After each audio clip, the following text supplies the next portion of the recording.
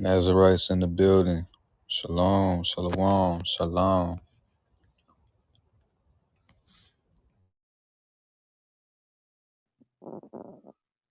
Shalom, bro. Shalom. Hey, what's that thing you say? You said something. Nazir, what was that thing you be saying? Oh, Nazayar Mafayah, the Nazarites from Yeah, the yeah. mouth of Yah. Okay. Nazir Mafaya. All right, that thing sounds hard. Shalom, all y'all. What's good? I'm finna start this Joshua. We're gonna hit 12 chapters in.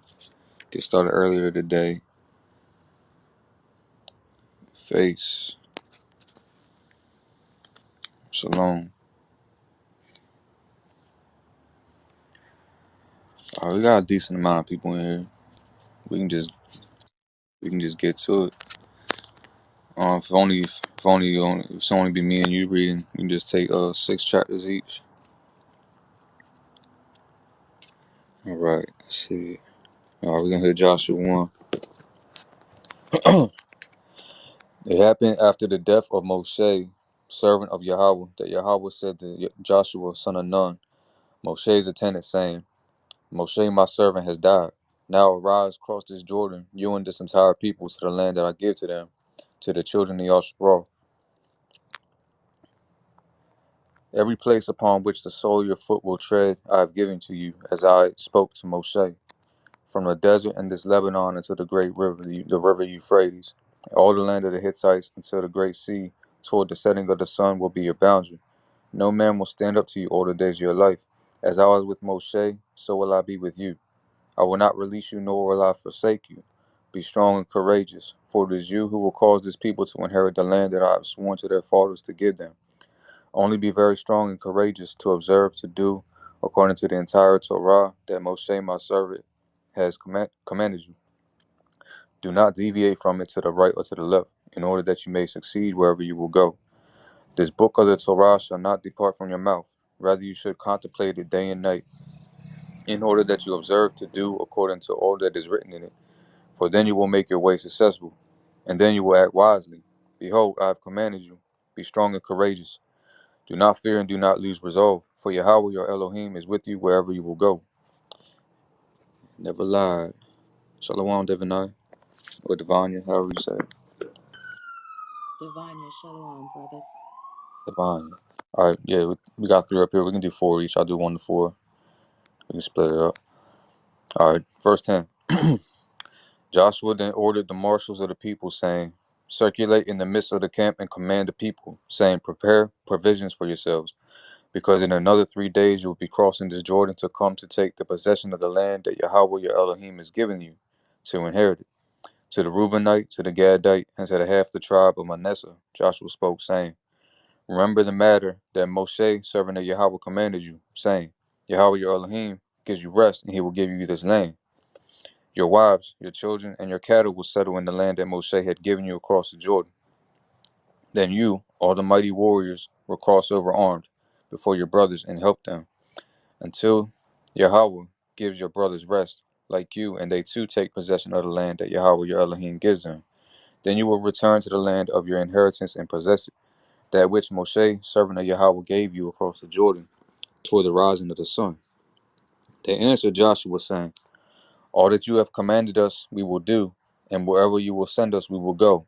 As fully as we heeded Moshe, so shall we heed you, provided that Yahweh your Elohim is with you, as he was with Moshe.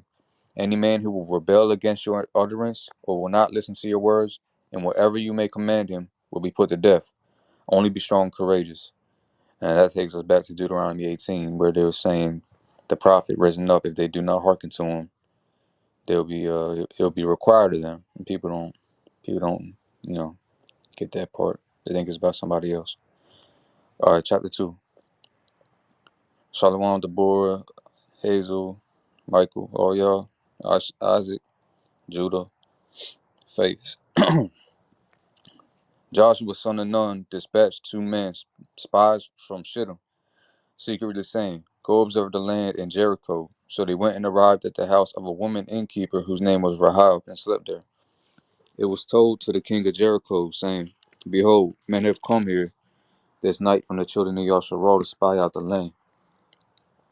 The king of Jericho sent to Rahab, saying, Bring out the men who have come to you, who have come to your house, for they have come to spy out the entire land.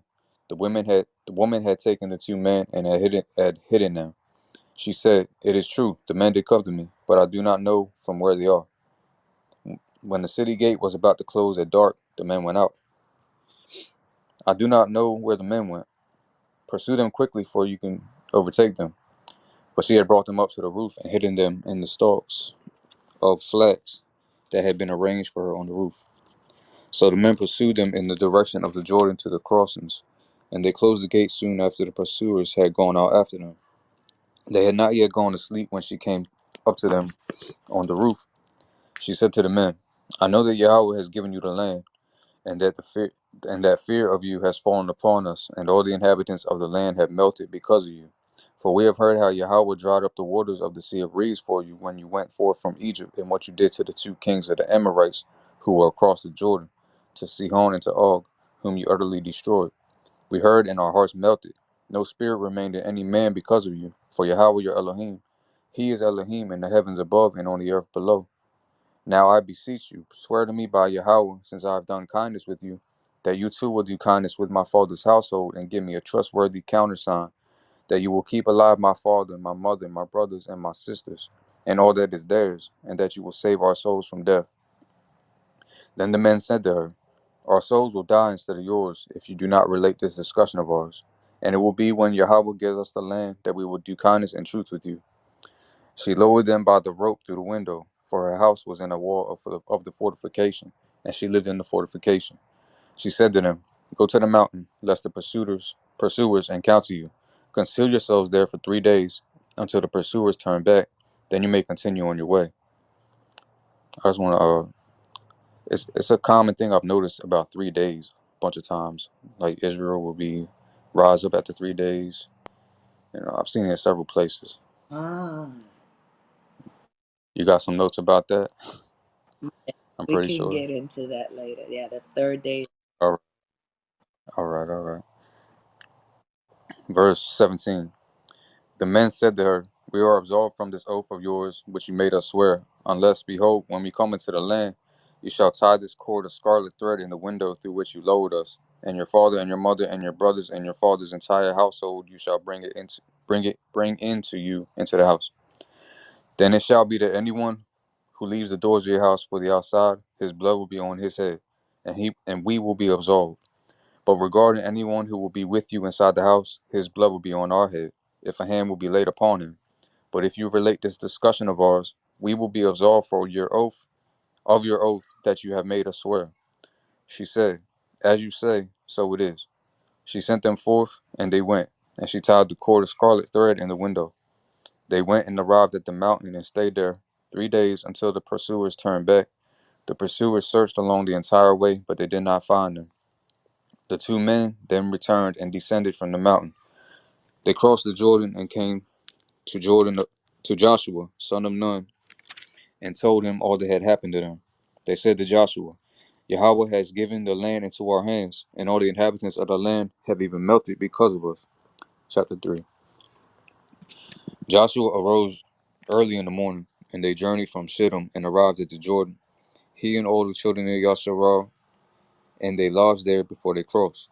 It was at the end of 3 days that the marshals circulated in the midst of the camp. They commanded the people, saying, When you see the ark of the covenant of Yahweh, your Elohim, and the Kohanim, the Levites, carrying it, then you shall move from your place and follow it. But there shall be a distance between yourselves and it, a measure of 2,000 cubits. Do not approach closer to it, so that you may know the way in which you should go. For you have not passed this way yesterday or before yesterday. Joshua said to the people, Prepare yourselves, for tomorrow Yahweh will do wonders in your midst. Joshua then spoke to the Kohanim, saying, Carry the ark of the covenant and pass before the people. So they carried the ark of the covenant and went before the people.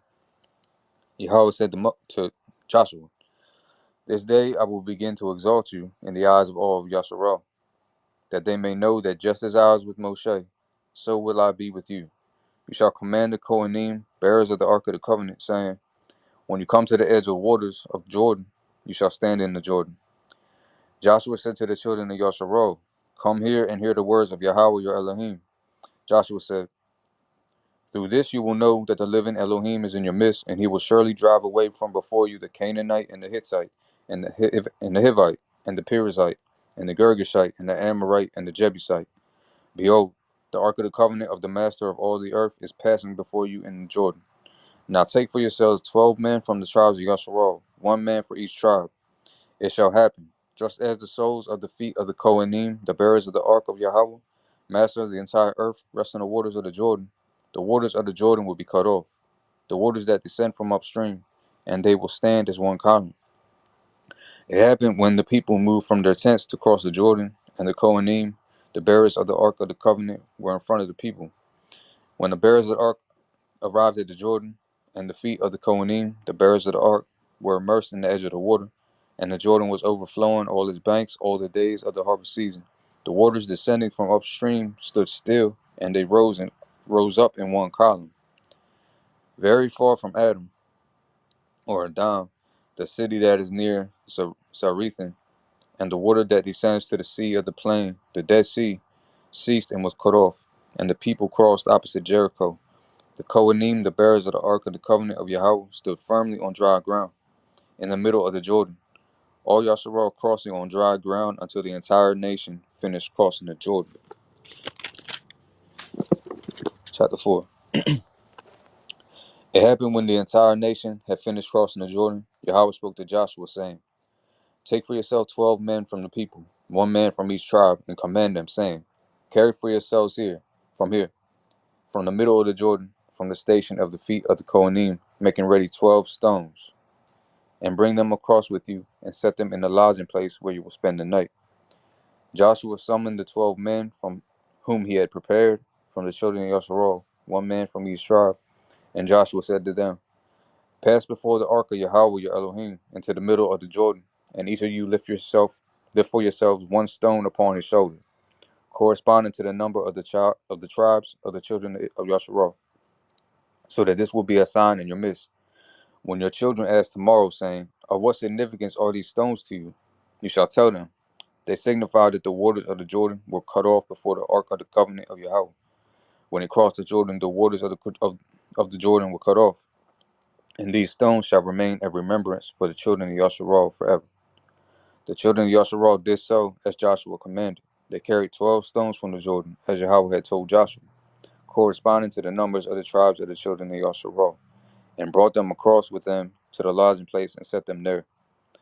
Joshua erected 12 other stones in the middle of the Jordan, under the station of the feet of the Kohanim, the bearers of the ark of the covenant, and they remain there to this day. The Kohanim, the bearers of the ark, were standing in the middle of the Jordan until the completion of the entire procedure that Yahweh had commanded Joshua to tell the people, according to all that Moshe commanded Joshua. The people hastened and crossed. It happened when the entire people had completed crossing that the ark of Yahweh and the Kohanim passed in front of the people. The children of Reuben, the children of Gad, and half the tribe of Manasseh crossed, armed, before the children of Yasharal, as Moses had spoken to them. About 40,000 armed men of the legion passed before Yahweh for battle, to the plains of Jericho. On that day Yahweh exalted Joshua in the eyes of all of Yasharal, and they revered him as they had revered Moses all the days of his life. Yahweh spoke to Joshua, saying, command the Kohanim, bearers of the ark of testimony, that they should ascend from the Jordan. So Joshua commanded the Kohanim, saying, ascend from the Jordan. It happened when the Kohanim, the bearers of the ark of the covenant of Yahweh, ascended from the middle of the Jordan, and the soles of the Kohanim's feet were removed to the dry ground. The waters of the Jordan returned to their place and flowed as they had yesterday and before yesterday upon all its banks. The people ascended from the Jordan on the 10th of the first month, and encamped at Gilgal at the eastern end of Jericho. And these 12 stones that they had taken from the Jordan, Joshua erected at Gilgal. He spoke to the children of Yasharal, saying, when your children ask their fathers tomorrow, ask, what are these stones? You should inform your children, saying, Yasharal crossed this Jordan on dry land. For Yahweh your Elohim dried up the waters of the Jordan before you until you crossed, as Yahweh your Elohim did to the sea of reeds. which he dried up before us until we crossed, so that all the peoples of earth would know that the hand of Yahweh, that is mighty, so that you will fear Yahweh, your Elohim, all the days. Anybody want to touch on anything in the first 4 chapters?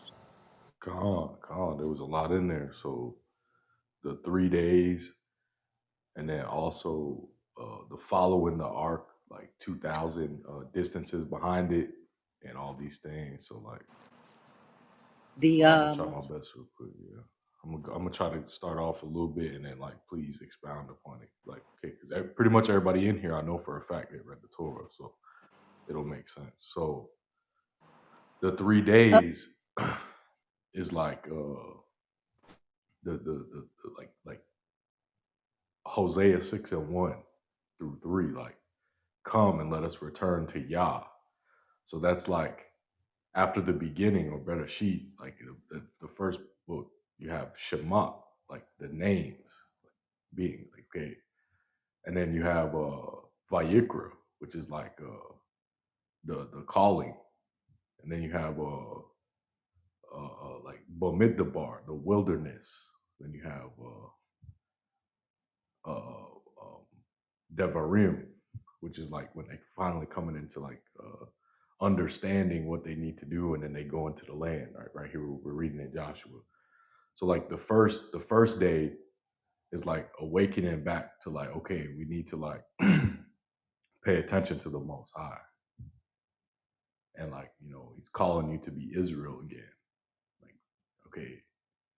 So it says in Hosea 6:1, it says like, come and let us return to Yah, for He has torn.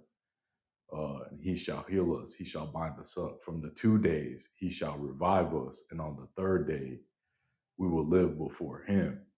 So it's following behind the ark, which will be at like the head of the tent of meeting, or like the top of the temple. It's symbolizing them like ascending higher, like as they're walking towards the land.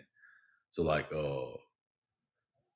staying behind, like, what was it, 2,000 like distances behind it. Those are like two levels behind it, so that because it symbolizes them coming into the physical land flowing with milk and honey, but also like their right mind and what they're supposed to do to stay there. So like the two levels below that will be like inside the temple before the Holy of Holies, and then like outside, like where they gotta continually like deal with their sin at like the altar and leaving behind certain things or whatnot. But yeah, if y'all want to build on that before we go ahead. Khan, I also wanted to touch on the similarities of us coming out of Egypt with the splitting of the waters, the separation of the waters, and us walking across on dry ground. And we see in that similarity here of the waters being again divided, and we walking across into the promised land on dry ground. So I'd like to beg you guys to go back when it says in Genesis, and Yah separated the waters from the waters. What are we talking about? And I'm just going to leave that to everyone's imagination to say, let you know, hey, things are not always as spooky and as grand and as spectacular as it seems. A lot of time it's the answer is right there. So let you guys look into that in Genesis. I yield. Anybody want to add anything before we go into 4? All right, here it is. So hold on, let me make sure I'm at the beginning of 4. All right. Yeah, one of y'all can take 5 to 8, and then the next one 9 to 12. Okay. uh, Where'd you stop at? 6. I finished Where'd you 4. stop at? I finished 4. Okay. All right, cool. It says, it happened when the Amorite kings, who were on the west side of the Jordan, and all the Canaanite kings, who were by the sea, heard that Yahweh had dried up the Jordan's waters for the sake of the Bnei Israel, Until they crossed, their hearts melted, and there was no longer any ruach within them because of the Bnai Israel. At that time, Adonai said to Joshua, make sharp knives for yourselves and circumcise the Bnai Israel a second time. So Joshua made sharp knives for himself and circumcised the Bnai Israel at the Gabayat, Haralat, or the Hilla like the foreskins. This is why Joshua circumcised them, the entire people that had gone forth from Mitzrayim. The males, all the men of war, had died in Bamidbar, or the wilderness on the way, after they went forth from Mitzrayim. All the people that went forth were circumcised, but all the people that were born in Bamidbar, or like the book of Numbers on the way, after they went forth from Mitzrayim, were not circumcised, because for 40 years the Bnai Israel journeyed in Bamidbar until the demise of the entire nation. The men of war who went forth from Mitzrayim had not heeded the voice of Adonai, about whom Adonai had sworn not to show them the land that Adonai had sworn to their forefathers to give us a ha'aratz, or a land flowing with milk and honey. But he raised the Benai in their stead. Them Joshua circumcised, for they were circumcised, they did not circumcise them on the way. When all the nation had finished being circumcised, they remained in their place in the camp until they had recuperated. Yahweh said to Joshua, today I have rolled away the disgrace of Mitzrayim from upon you. He named that place Galgal, or like the rolling, to this day. The Bnai Israel encamped at Galgal and performed the Pesach offering on the 14th day of the month in the evening in the plains of Jericho.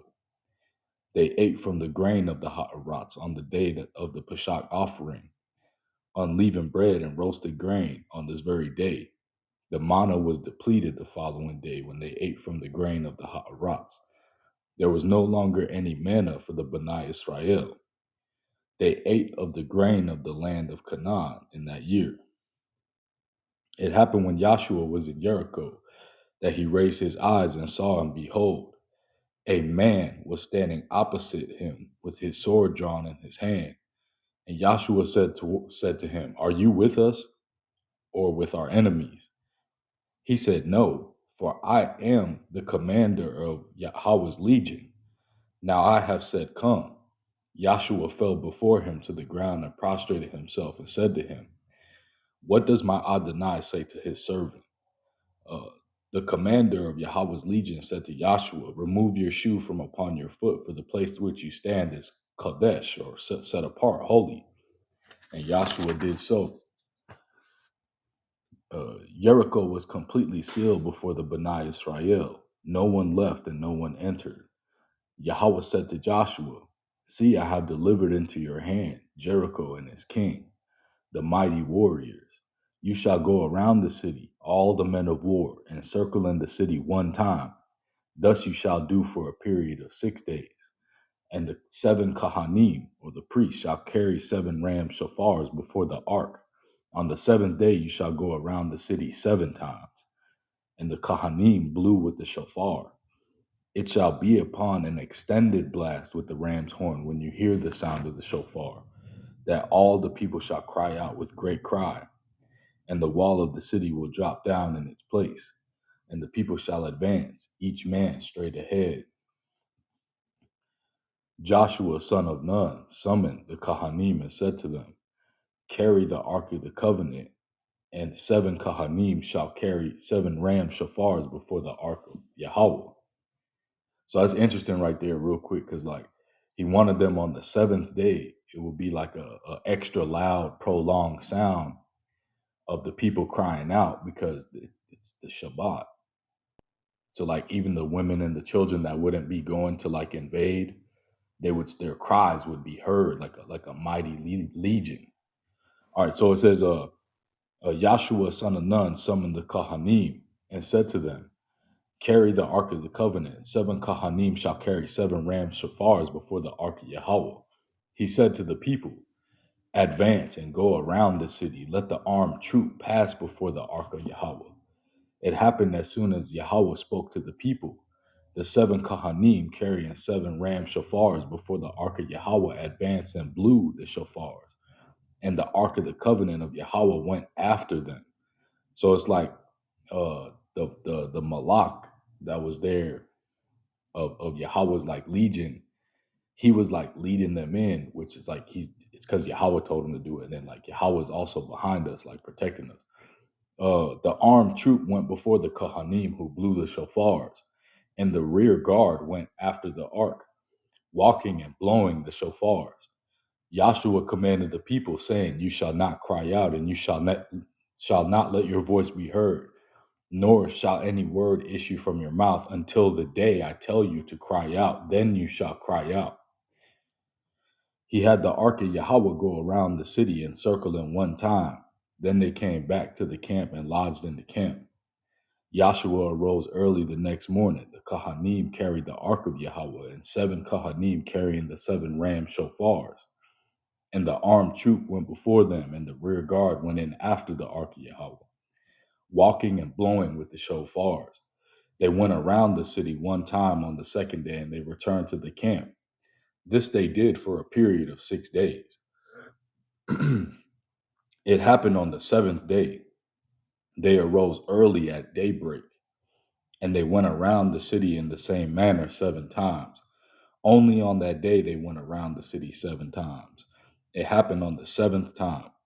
The Kohanim were blowing with the shofars, and Yahshua said to the people, "Cry out, for Yahweh has given you the city. The city and all that is in it shall be consecrated property for Yahweh. Only Rahab and the innkeeper shall live, she and all who are with her in her house, because she hid the emissaries whom we sent. Only you beware of the consecrated property, lest you cause destruction if you take the consecrated property and you bring destruction upon the camp of Israel because of its trouble. All the silver and the gold and the vessels of copper and iron are holy to Yahweh. They shall go in the treasury of Yahweh." The people cried out, and the Kohanim blew with the shofars. It happened when the people heard the sound of the shofar that the people cried out with a great shout.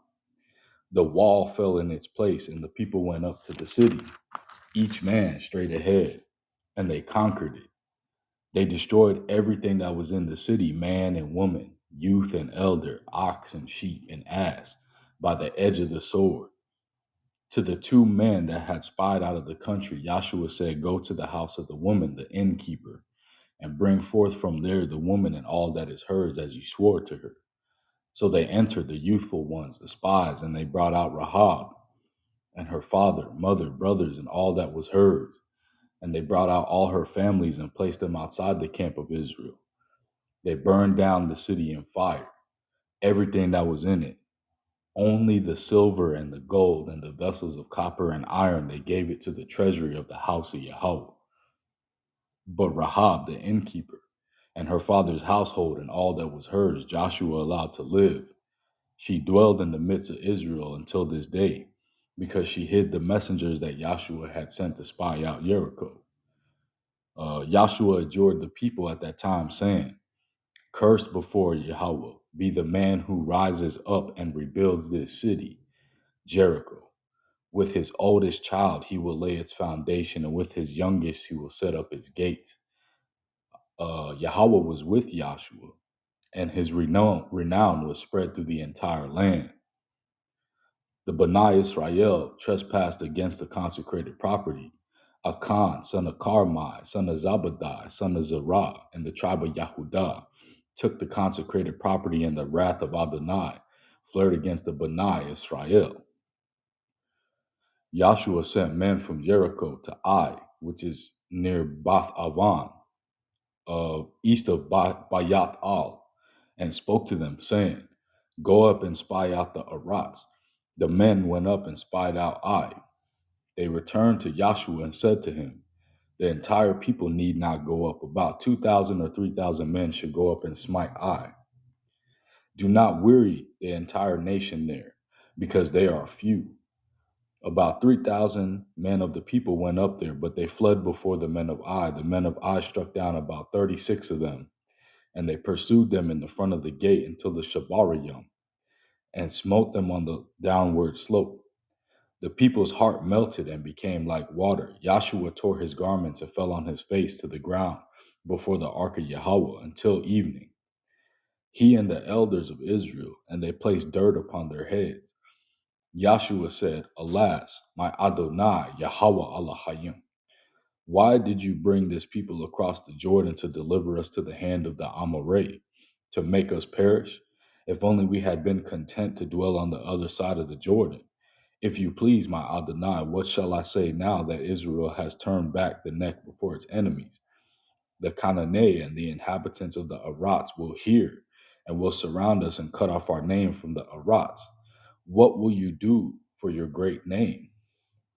And it says, Yahweh said to Joshua, raise yourself up. Why do you fall on your face? Israel has sinned. They have also violated my covenant that I commanded them. They have also taken from the consecrated property. They have also stolen. They have also denied. They have also placed it in their vessels. The Bani Israel will not be able to stand before their enemies. They will turn the back of their necks to the enemies because they have become worthy of destruction. I will not continue to be with you if you do not destroy the transgressor from your midst. So these are two good verses too, for the like that doctrine that's floating around that the Most High didn't want us to keep the laws outside the land because he's like pissed off at them because they didn't do it. Arise and prepare the people and say, prepare yourselves for tomorrow. For thus saith Yahweh, Elohim of Israel, there is a transgressor in your midst, Israel. You will not be able to stand before your enemies until you remove the transgressor from your midst. You shall approach in the morning according to your tribes, and it will be that the tribe that Yahweh singles out shall approach by families. And the family that Yahweh singles out shall approach by households, and the households that Yahweh singles out shall approach by individual men. It will be the one singled out with consecrated property shall be burned, he and all that is his, because he has violated the covenant of Yahweh, and because he has committed an abomination in Israel. Joshua arose early in the morning and had Israel approach according to his tribes. The tribe of Yahweh was singled out. Then he and each family of Yahweh approached, and he had singled out the Zarahite family. And had the Zarahite family approached by individual men, and Zabadeh was singled out. He had his household approached by man, man by man. And Achan, the son of Carmeh, son of Zabadeh, son of Zareh, the tribe of Yahudah was singled out. Then Joshua said to Achan, my son, please give honor to Yahweh, Elohim of Israel, and confess to him. Tell me, please, what you have done. Do not withhold from me. Achan answered Joshua and said, indeed, I have sinned against Yahweh, Elohim of Yasharal. Thus and thus I have done. I saw among the spoils in a lovely Babylonian garment, 200 shekels of silver and 1 bar of gold, 50 shekels its weight. I desired them and took them, and behold, they are hidden in the ground within my tent, with the silver beneath it. Joshua sent messengers, and they ran to the tent, and behold, it was hidden in the tent, and the silver was beneath it. They took them from the inside the tent and brought them to Joshua and to all the Bani Israel, and they spread them out before Yahweh. And Joshua took Achan, son of Zerah, and the silver, and the garment, and the bar of gold, and his sons and his daughters, and his ox and his ass, and his flock and his tent, and all that was his, and all of Israel was with him. They brought them up to the valley of Achar. Joshua said, why have you caused this trouble? Yahweh will cause you trouble this day. Then all of Yasharal pelted him with stones, burned them with fire, and stoned them with stones. They piled a great heap of stones over him, which is there until this day. And Yahweh relented from his flaring wrath.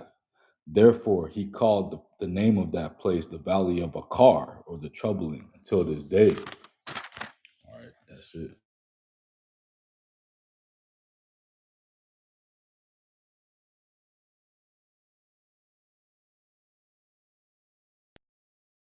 Oh no, you could take 8 too. And she can get 9 to 12. All right, come. Okay. Yahweh said to Joshua, do not fear and do not lose resolve. Take all the people of war with you. Arise up and go to Ai. See, I have given you into the hand of the Malak of Ai, and his people, and his city, and his Arats. Excuse me. You shall do to Ai and its Malak as you did to Jericho and its Malak, except that you may plunder its spoils from the animals yourselves. Set yourself in ambush for the city from its rear. So Joshua arose along with the people of war to go up to Ai. Joshua chose 30,000 mighty warriors and dispatched them at night. He commanded them, saying, see, you shall ambush the city from the city's rear. Do not be far from the city, and all of you should be ready. I and all the people who are with me will approach the city. And it will be that when they go out to oppose us like the first time, we will flee from before them. They will come out after us until we have drawn them from the cities, for they will say, they are fleeing before us like the first time, and we will flee before them. Then you shall rise up from the ambush and drive out the remaining people from the city. And Yahweh your Allah,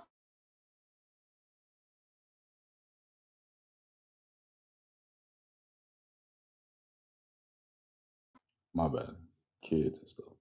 Anyway, it will be when you seize the city, you shall set the city on fire. You shall act according to the word of Yahweh. See, I have commanded you. Joshua dispatched and they went to the place of the ambush and situated themselves between Bayat Al and Ai, to the west of Ai. Joshua lodged among the people that night. Joshua arose early in the morning and inspected all the people.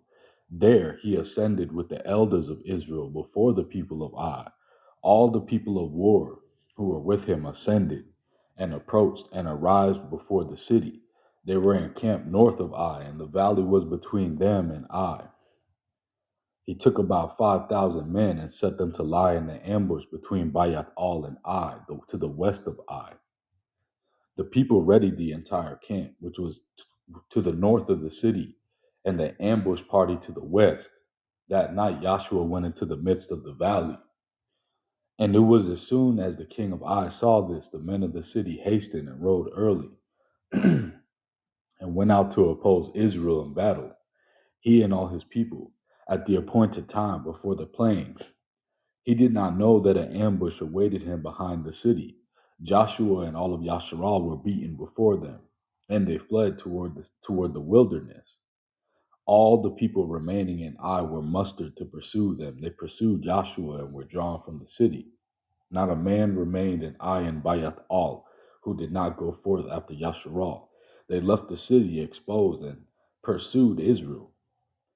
Yahweh said to Joshua, stretch forth with the spear that is in your hand toward Ai, for in your hand will I give it. And Joshua stretched forth with the spear that was in his hand toward the city. The ambush party rose quickly from its place and ran when he stretched forth his hand. They entered the city and conquered it, and they hastened and set the city afire. The men of Ai turned behind them and saw, and behold, the smoke of the city was ascending to the sky.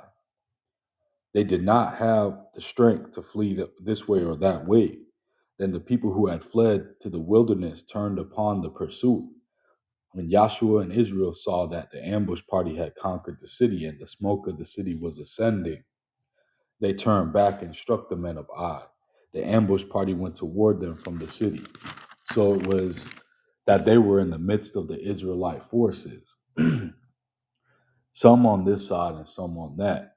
They struck them down until they did not leave them a remnant or a survivor.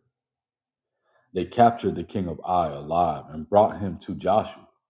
And it was when Israel finished slaying the inhabitants of Ai in the field, in the wilderness where they had chased them, and they had fallen by the edge of the sword, until their annihilation, that all the Israelites returned to Ai and smote it by the edge of the sword. All who fell on that day, both men and women, were 12,000.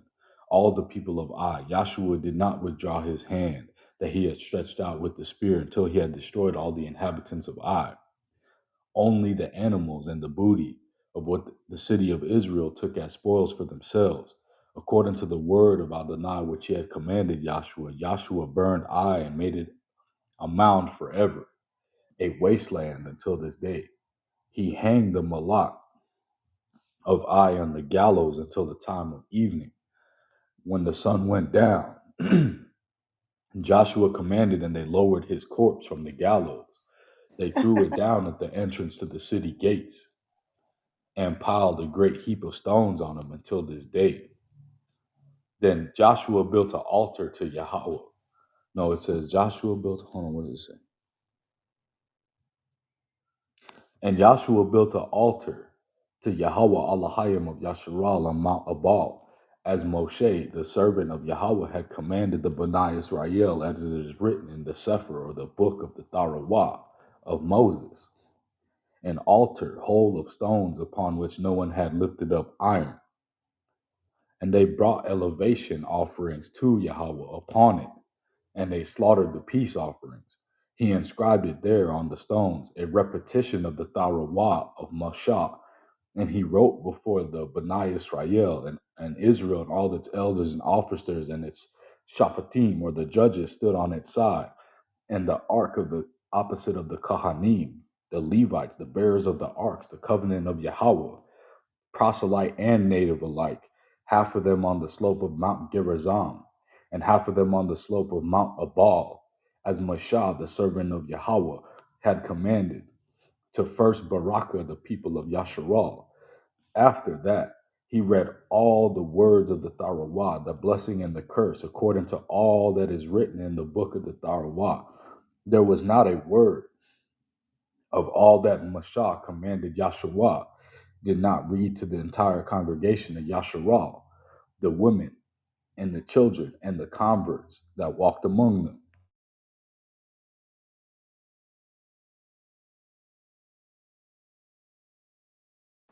Amen. Amen. So we have Joshua chapter 9, and it reads, And it came to pass, when all the kings which were on this side Jordan, in the hills and in the valleys, and on all the coast of the great sea over against Lebanon, the Hittite and the Amorite and the Canaanite, the Perizzite, the Hivite, and the Jebusites heard thereof, that they gathered themselves together to fight with Joshua and with Yasharel with one accord. Excuse me, background noise. Hold on.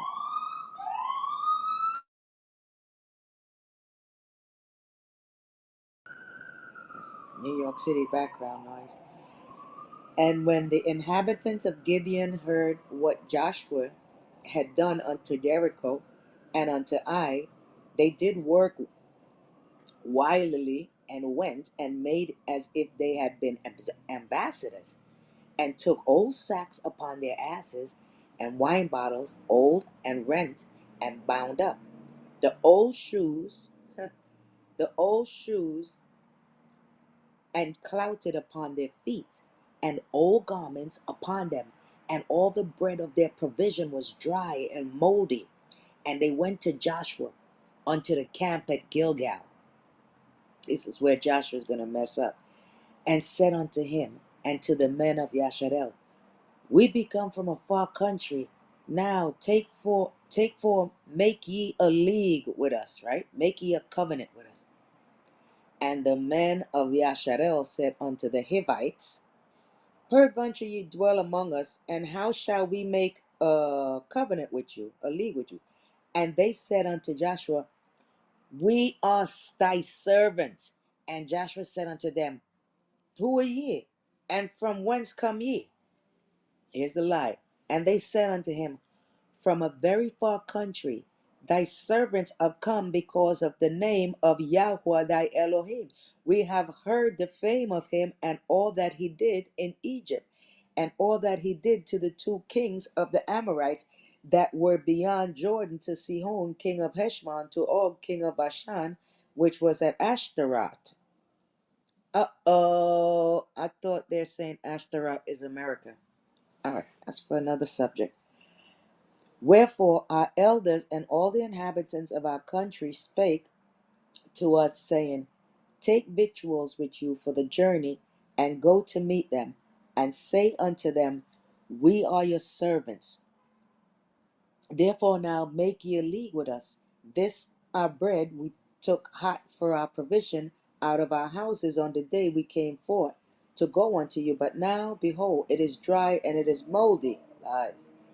And these bottles of wine which we filled were new, and behold, they be rent. Lies. And these our garments and our shoes are become old by reason of the very long journey. More lies. And the men took of their victuals and asked not counsel at the mouth of Yah. This is where they messed up. Not counsel. They did not go. Yah said, don't make no covenant with anyone. Don't make no covenant. They did not ask counsel by the mouth of Yah. And what happens? Verse 15. And Joshua made peace with them and made a league, a covenant with them to let them live. And the princes of the congregation swore unto them. And it came to pass at the end of 3 days, there's that 3 days again, after they had made a league with them, with the Hittites, that they heard that they were their neighbors. Moving in fast already. And that they dwelt among them. And the children of Yasharel journeyed and came unto their cities on the 3rd day. Now their cities were Gibeon, Kephirah, and Beeroth, and Kiriath Jearim. And the children of Israel smote them not. They were ordered to smite them, right? And the children of Israel smote them not, because the princes of the congregation had sworn unto them by Yahweh Elohim of Israel. That's why the Most High said, do not make no swearing using my name. Right? Okay. And all the congregation murmured against the princes. Yeah, like, yo, our leaders messed up. Yo, why y'all want to do that? Y'all messed up. Now we can't even kill them now. Verse 19. But all the princes said unto all the congregation, We have sworn unto them by Yahweh Elohim of Israel. Now therefore we may not touch them. This we will do to them. We will even let them live, lest wrath be upon us because of the oath which we swear unto them. And the princes said unto them, Let them live, but let them be hewers of wood and drawers of water unto all the congregation. Now, isn't that Levite's job? Okay, all right, let's keep it going. As the princes had promised them. And Joshua called for them, and he spake unto them, saying, Wherefore have ye beguiled us? Wherefore have ye beguiled us, saying, We are very far from you, when ye dwell among us? Now therefore ye are cursed. Here's the curse on the Hittites. And there shall none of you be freed from being bondmen and hewers of wood and drawers of water for the house of Elohim. Oh, y'all gonna do it real hardcore this time. And they answered Joshua and said, Because it was certainly told thy servants that how Yahweh thy Elohim commanded his servant Moshe to give you all the land, and to destroy all the inhabitants of the land from before you. Therefore we were so afraid for our lives because of you, and have done this thing. And now, behold, we are in thine hand, as it seemeth good and right unto thee to do unto us, do. And so did he unto them, and delivered them out of the hand of the children of Israel, that they slew them not. And Joshua made them that day hewers of wood and drawers of water for the congregation and for the altar of Yahweh, even unto this day in the place where he should choose. See how things start to sneak in with us? That was the last verse of chapter. You see how we started to slowly let things go? These were things Levites did, and now you have these cursed people chopping down wood and drawing water for us. And there's nothing we can do about it. Why? Because they made the deal with them. And Yah has to honor it because they used his name. Chapter 9. Chapter 10. Now it came to pass, when Adonizedek, king of Jerusalem, had heard how Joshua had taken Ai and had utterly destroyed, as he had done to Jericho and her king, so he had done to Ai and her king, and how the inhabitants of Gibeon had made peace with Israel and were among them, that they feared greatly, because Gibeon was a great city, as one of the royal cities, and because it was greater than Ai, and all the men thereof were mighty. Wherefore Adonizedek, king of Jerusalem, sent unto Korham, king of Hebron, and unto Piram, king of Yarmouth, and unto Japhia, king of Lachish, and unto Debir, king of Eglon, saying, Come up unto me and help me, that we may smite Gibeon, for it has made peace with Joshua and with the children of Israel. Therefore, the 5 kings of the Amorites, doesn't it sound like what happened with in Genesis chapter 11? Laoma and all those kings with Sodom and Gomorrah. Anyway, therefore, verse 5. Therefore, the 5 kings of the Amorites, the king of Jerusalem, the king of Hebron, the king of Yarmouth, the king of Lachish, the king of Eglon, gathered themselves together and went up, and they all their hosts, and encamped before Gibeon, and made war against it. And the men of Gibeon sent unto Joshua to the camp to Gilgal, saying, Slack not thy hand from thy servant. Come up to us quickly, and save us, and help us. For all the kings of the Amorites that dwell in the mountains are gathered against us. Now these are their brothers. They're calling us for help. Verse 7. So Joshua ascended from Gilgal, he and all the people of war with him, and all the mighty men of valor. And Yahweh said unto Joshua, Fear them not, for I have delivered them into thine hand. There shall not a man of them stand before thee. Okay. Joshua therefore came unto them suddenly, and went up from Gilgal all night. And Yahweh discomforted them from before Israel, and slew them with a great slaughter at Gibeon, and chased them along the way that goeth up to Beth-horon, and smote them to Azekah, and unto Makedah. And it came, verse 11, and it came to pass, as they fled from before Israel, and were in the going down to Beth-horon, that Yahweh cast down great stones from heaven, asteroids, upon them unto Azekah, and they died. They were more, they were more which died with hailstones than they whom the children of Israel slew with the sword. That's just like in Egypt. You talking about, that's you call brimstone with names on it. Then spake Joshua to Yahweh in the day when Yahweh delivered up the Amorites before the children of Yasharel, and he said in the sight of Yasharel, Sun, stand thou still upon Gibeon, and thou moon in the valley of Ahalon. And the sun stood still, and the moon stayed, until the people had avenged themselves upon their enemies. Is not this written in the book of Joshua? So the sun stood still in the midst of heaven, and hasted not to go down about a whole day. And there was no day like that before it or after it, that Yahweh hearkened unto the voice of a man, for Yahweh fought for Israel. So yeah, Joshua was the first and last that commanded something that Yah has control of, and Yah listened.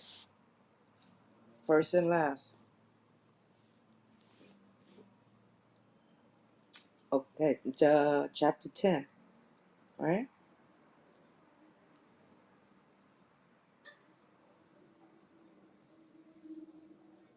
No, chapter 11, right? Yeah, chapter 11. Chapter 11. And it came to pass, when Yabin, king of Hazor, had heard those things, that he sent to Joab, king of Madon, and to the king of Shimron, to the king Akshap, and the kings of and to the kings that were in the north of the mountains, and the plains south of Kinneroth, and the valley and in the borders of Dor on the west, and Hold to up, the hold up. Oh no, we're still in 10. We was you just finished verse 14. oh, You- I don't know what that Yeah, happened. Flipping too fast. Sorry. it's all Verse good. 14. Our fort for Israel. Not bad. Sorry about that. Verse 15. And Joshua returned, and all Yasharel with him unto the camp of Gilgal. But these 5 kings fled and hid themselves in a cave at Makkedah. And it was told Joshua, saying, the 5 kings are found hid in a cave at Makkedah. And Joshua said, roll great stones upon the mouth of the cave, and set men by it for to keep them. And stay ye not, but pursue after your enemies, and smite the hindmost of them. Suffer them not to enter into their cities, for Yahweh your Elohim had delivered them into your hand. And it came to pass, when Joshua and the children of Israel had made an end of the slain, them with a great slaughter, very great slaughter, till they were consumed, that the rest which remained of them entered into fenced cities. And all the people returned to the camp of Joshua at Makkedah in peace. None moved his tongue against any of the children of Yasharel. Then said Joshua, open the mouth of the cave, and bring out those 5 kings unto me out of the cave. And they did so, and brought forth those 5 kings unto him out of the cave: the king of Jerusalem, king of Hebron, the king of Yarmouth, the king of Lachish, and the king of Eglon. And it came to pass, when they brought out those kings unto Joshua, and Joshua called for all the men of Yasharel, and said unto them, unto the captains of the men of war, which went with him, come near, put your feet upon the necks of these kings. And they came near, and put their feet upon the necks of them.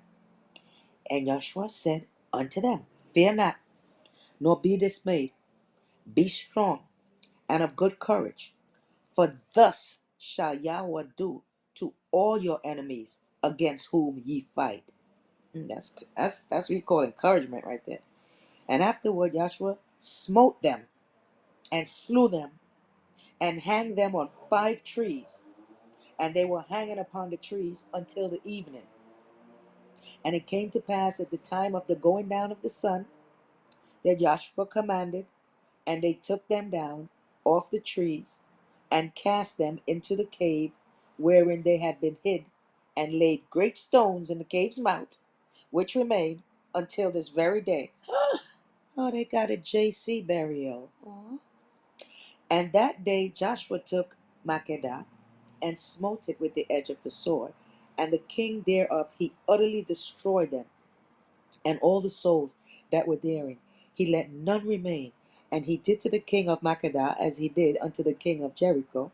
And Joshua passed from Makkedah, and all Yasharel with him, and Libnah, and fought against Libnah. And Yahweh delivered it also, and the king thereof, into the hand of Yasharel. And he smote with it the edge of the sword, and all the souls that were therein. He let none remain in it, but did unto the king thereof as he did unto the king of Jericho. And Joshua passed from Libnah, and all Yasharel with him unto Lachish, and encamped against it, and fought against it. And Yahweh delivered Lachish into the hand of Yasharel, which took it on the second day, and smote it with the edge of the sword, and all the souls that were therein, according to all that he had done to Libnah. And Horam, king of Gezer, came up to help Lachish, and Joshua smote him and his people, until he had left him none remaining. And from Lachish Joshua passed unto Eglon, and all Yasharel with him, and they encamped against it, and fought against it. And they took it on that day, and smote it with the edge of the sword, and all the souls that were therein he utterly destroyed that day, according to all that he had done to Lachish. Whew, I'm getting tired. Joshua, you got me tired here. And Joshua went up from Eglon, and all of Yasharel with him, unto Hebron, and they fought against it. And they took it, and smote it with the edge of the sword, and the king thereof, and all the cities thereof, and all the souls that were therein. He left none remaining, according to all that he had done to Eglon, but destroyed it utterly, and all the souls that were therein. And Joshua returned, and all Yasharel with him to Debir, and fought against it. And he took it, and the king thereof, and all the cities thereof. And they smote them with the edge of the sword, and utterly destroyed all the souls that were therein. He left none remaining. And he, as he had done to Kebron, so he did to Debir, and to the king thereof, as he had done unto Libnah, and to her king. So Joshua smote all the country of the hills, and of the south, and of the valley, and of the springs, and all their kings. He left none remaining, but utterly destroyed all that breathed, as Yahweh Elohim of Yasharel commanded him. And Joshua smote them from Kadesh Barnea even unto Gaza Strip, the Gaza, and all the country of Goshen, even unto Gibeon. And all these kings and their land did Joshua take at one time, because Yahweh Elohim of Yasharel fought for Yasharel. Oops. And Joshua returned, and all Yasharel with him, unto the camp of Gilgal. Ooh, ooh, felt like I just went to that battles. Joshua 11, verse 1. And it came to pass, when Jabin, king of Chazor, had heard those things, that he had said to Jobab, king of Madon, and the king of Shimron, and to the king of Achshaph, and to the kings that were of the north of the mountains, and of the plains of the south of Chinneroth, and in the valley, and in the borders of Dor on the west, and to the Canaanite on the east, and on the west, and on the Amorites, and the Hittites, and the Perizzite, Jebusite mountains, and on the Hivites under Hermon, in the land of Mizpeh. And they went out, they and all their hosts with them, much people, even as the sand that is upon the seashore, in multitude, with horses and chariots, very many. And when all these kings were met together, they came and pitched together all the waters of Merom to fight against Yasharel. And Yahweh said unto Joshua, Be not afraid because of them, be not afraid because of them. For tomorrow, about this time, will I deliver them all slain before Yasharel. Thou shalt hoof their horses, hoof. Thou shalt hoof their horses and burn their chariots with fire. So Joshua came, and all the people of war with him, against them by the water of Merom. Suddenly and they fell upon them. And Yahweh delivered them into the hand of Yasharel, who smote them and chased them into the great Sidon, and unto Mireshpotamim, Maim, unto and unto the valley of Mizpeh eastward, and they smote them until they left none remaining. And Joshua did unto them as Yahweh bade him. He hoofed their horses and burnt their chariots with fire. And Joshua at that time turned back and took Hazor, and smote the king thereof with the sword. And Hazor before time was the head of all those kingdoms. Mm. And they smote all the souls that were therein with the edge of the sword, utterly destroying them. There was not any left to breathe.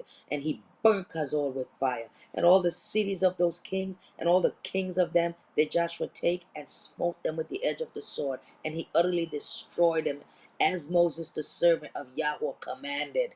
Woo. But as the but as for the cities, that stood still in their strength, Israel burnt none of them, save Kazor only. That did Joshua burn. And all the spoil of these cities and the cattle the children of Yasharel took for a prey unto themselves. But every man they smote with the edge of the sword until they had destroyed them. Neither left they any to breathe.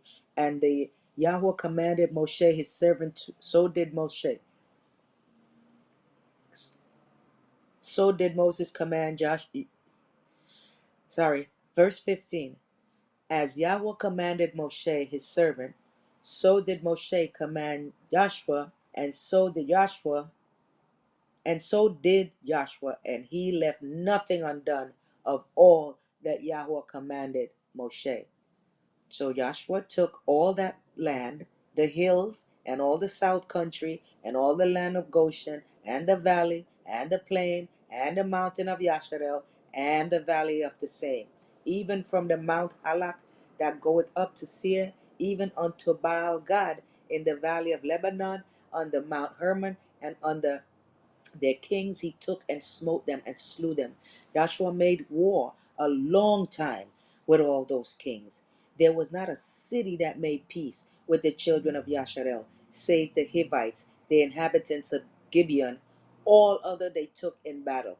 For it was of Yahweh to harden their hearts, that they should come against Yasharel in battle, that he might destroy them utterly, and that they might have no favor, but that he might destroy them, as Yahweh commanded Moshe. And at that time came Joshua and cut off the Anakims from the mountains, from Hebron, from Debir, from Anab, and from the mountains of Yahudah, and from the mountains of Yasharel. Joshua destroyed them utterly with their cities. There was none of the Anakims left in the land of the children of Yasharel. Only in Gaza, in Gath, and in Ashdod there remained. Still remnants of them, huh?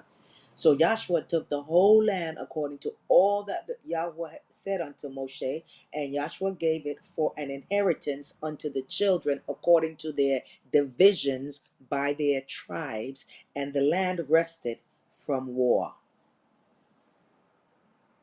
Whew, man, I tell you. And guys, pay attention to that covenant that we made with those Gibeonites, that they tricked us. And instead of consulting with Yah, we actually went and the princess signed off on it. You're going to see how much. Pay attention to the Gibeonites. You're going to see how much they infiltrated and become part of us, these bloody Canaanites, and took over. The infiltration is written all in between with stupid covenants we kept making with these people. Anyway, brother, you wanted somebody else to read? We can have someone else.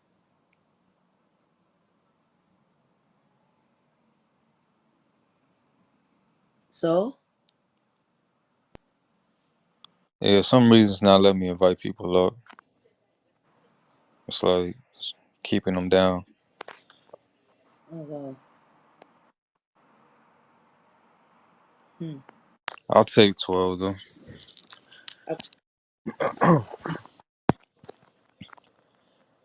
These are the kings of the land whom the children of Yasharal smote, and whose land they inherited on the other side of the Jordan, towards the rising sun from the river Arnon to Mount Hermon, and the entire plain to the east. Sihon, Uh, king of the Amorite, who dwelt in Heshbon and who ruled from Ararah, that is on the edge of the river Arnon, in the middle of the river, and half of the Gilead unto the river Jabbok, the border of the children of Ammon, and the plain of the Kinnereth Sea to the east, and unto the sea of the plain, the salt sea, Dead Sea to the east, the way to Beth Jeshimoth, and from the south under the falls of Pisgah, and the boundary of Og, king of Bashan, who was a remnant of the giants, who lived in Ashtaroth and in Edrei, and who reigned in Mount Hermon and Salcah, and in all of Bashan, up to the border of the Gesherite and the Ma'akathite, and half of the Gilead, up to the border of Sihon, king of the Heshbon. Moshe, servant of Yahweh, and the children of Yasharal defeated them. And Moshe, servant of Yahweh, gave it as an inheritance to the Reubenite, and to the Gadite, and to the half tribe of Manasseh. These are the kings of the land whom Joshua and the children of Yasharal smote on the western side of the Jordan, from the plain of Gad in the Lebanon valley to the split mountain that ascends to Seir. Joshua gave it as inheritance to the tribes of Yasharal according to their divisions, in the mountain and in the lowland, in the plain and in the land of the waterfalls, and in the wilderness and in the south, the Hittite, the Amorite, and the Canaanite, the Perizzite, the Hivite, and the Jebusite, the king of Jericho, the king of Ai, which was near Bethel, the king of Jerusalem, the king of Hebron,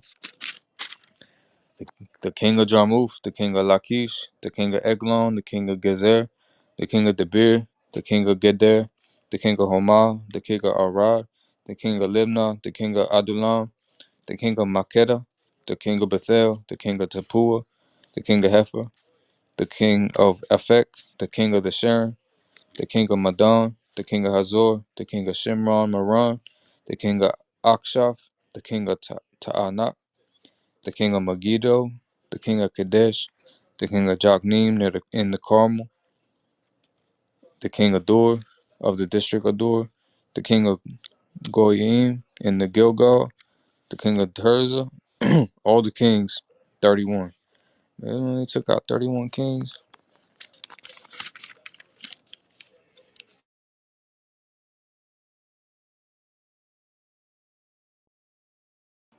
Praise, yeah. Well, lots to unpack in those 12 chapters. Yeah, what's good with those 3 days though?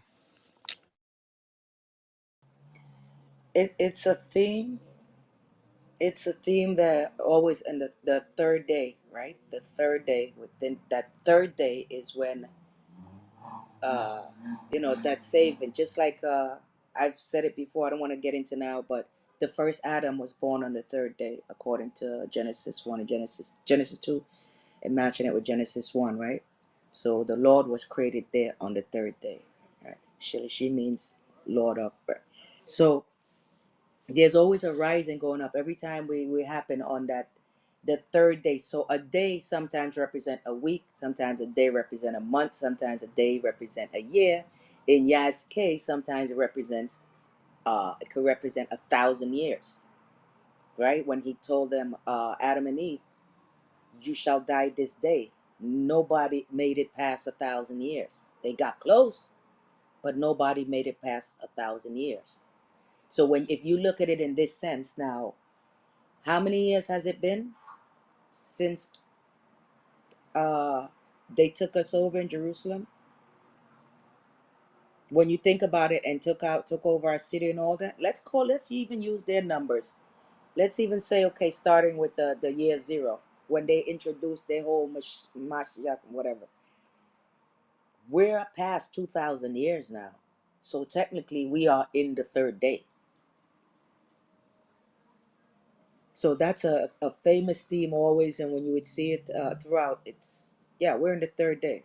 This is the third day according to Yah's clock. That's how I'm looking at it now. It's always on the third day.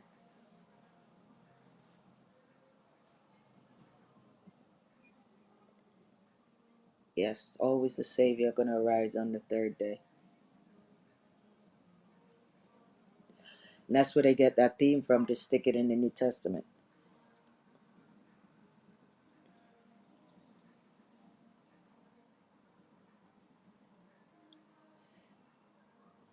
Chapter 6 to me is a prophetic chapter dealing with the last days, dealing with technology, sound technology, all of that. Because all up until that time, you remember the Levites were the ones who were never numbered, because the Levites were not partakers of war. Their job was to carry the ark, protect the ark at all times. Only the other tribes that, they basically were signed up for war, because the Levites have to do the service of the tabernacle. But this is the first time that I've found, if anyone find any before, please let me know, that you would find here the priests that are involved. And then the shofar that they're blowing, it's different than the regular trumpet you blow up. When it says blow up your trumpet on the new month, those are just, it's a different Hebrew word. So those are regular trumpet, every 30 days, hey, blow up your trumpet on the new month, right? But the trumpet that was used here, it's a different Hebrew word. It's the Yobel. So it's telling you this here was going on was Jubilee time, because that shofar is specific. And here, for the first time, we have the priests them involved. We have no warriors, no one's wearing weapon. 7 priests, consecrated priests. They had 7 lamps, and then you have the shofars blowing the 7 trumpets, and they walk around the first day. What is it? 6 times they walk around again the second day, and they keep doing that. And when you go read it in Chronicles, it gets more detailed, because it's like Amorites them start laughing at us, and they're like, "Oh, what's wrong with them? They just keep walking around the whole perimeter of our walled city. Our thick, the chapter says that the walls of Jericho was 5 chariots deep thick. That on top of the walls, they actually use it like roadways, and 5 chariots can fit side by side. So you imagine the thickness of that wall? So we got people marching around with instructions. No one, everyone has to stay quiet. No one can talk. No talking, silence, pure silence. Just walking around the wall.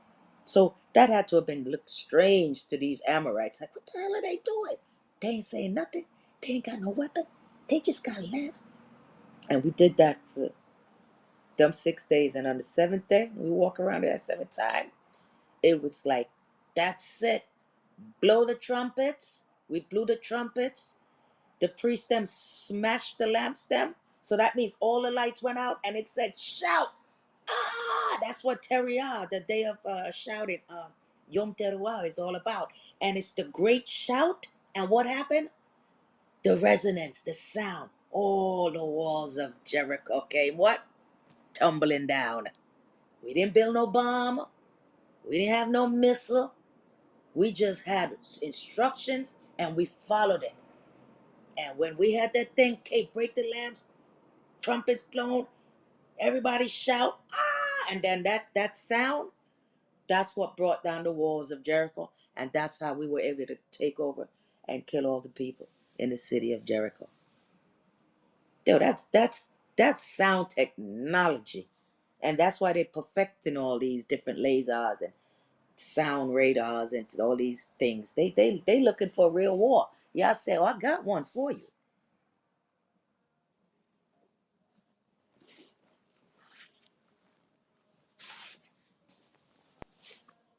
Yeah, sound is more powerful than people think. That's right. You play this. It's happened to my mother's wall so much. She used to get so upset with my brother. He was a professional DJ, and then he had the big boxes in his room, and constantly he's working and like mixing, bringing in new music, practicing his mixing for when he's got to go to clubs and all that. And the walls thumping, and constantly you would see the walls, especially in this weakest spot. You see the whole crack coming down the wall, because after a while, the vibration of it. Sound is energy too. It has to go until it weakens where it can't do no more damage. Yeah, sound is you use sound now they've discovered. Now they use sound. It's like a radio frequency when you're tuning in and finding a radio station. So they use sound, and once you find the right hertz, the right frequency, you can lift things up. And now they're discovering it, and using frequencies to lift up huge things. And I'm like, huh, now y'all want to know how our forefathers, how the people did it back then, building all those temples. They want to know how them things did that. They were more smarter than us. They were wiser than us. But y'all had to chop down mankind for its own good. Yeah, Which that's why it's important the music you listen to because they turn the music to a certain frequency that's not good for us, and especially like music you listen to, even things you speak to yourself or others, just like your tongue is a sword, and you can speak life and death, like that's for real. They did studies on like plants. You can like if you play good music near a plant or you speak good to a plant, it'll grow better. Vice versa. You speak negative around it or play like rock music, low vibration music, that thing will die. So that's why like yeah, you gotta protect your temple, so to speak, and that's why when I pray, I usually play like 432 hertz music in the background just to like get the help me your in the resonancy, yes, your frequency in right. order to receive. Yeah. It's even Con, it's even in foods. Like certain foods have good frequencies and bad frequencies. Like it gets deep. con, brother, con. See, I'm so glad that all of us are paying What's attention to these things. Go ahead. um that, that was interesting what you said. They lifted things up for sound. That bring me back to concept what they call uh, uh acoustic levitation. Okay. Or maybe You mean the cement? What is it called? Cymatics. I I'm not sure. Okay, but go ahead. I don't know. I was trying to see if you could expound a little more on how they lifted things with a certain frequency. Cause like I'm looking at it right now. It says acoustic levitation is how they did it. Well, I guess that's the more modern scientific way of how they copied the ancient way. But yeah, Yeah, they're they redis sparked the nerve.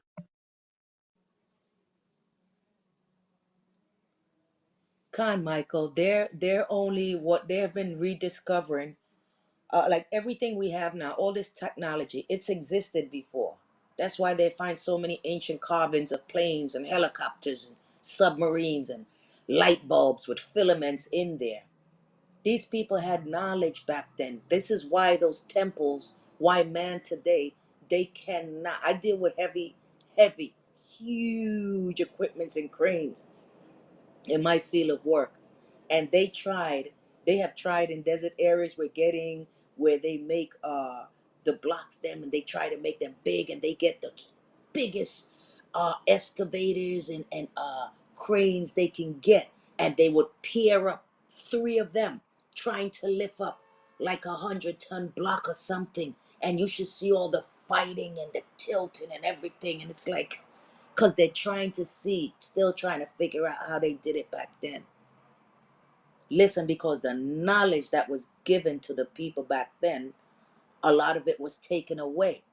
When people die in the flood and things get crushed and everything gets trampled over and dirt and everything fall on it and stuff, trees and grass and everything grow on it, you'll never know there was a civilization living underneath your feet.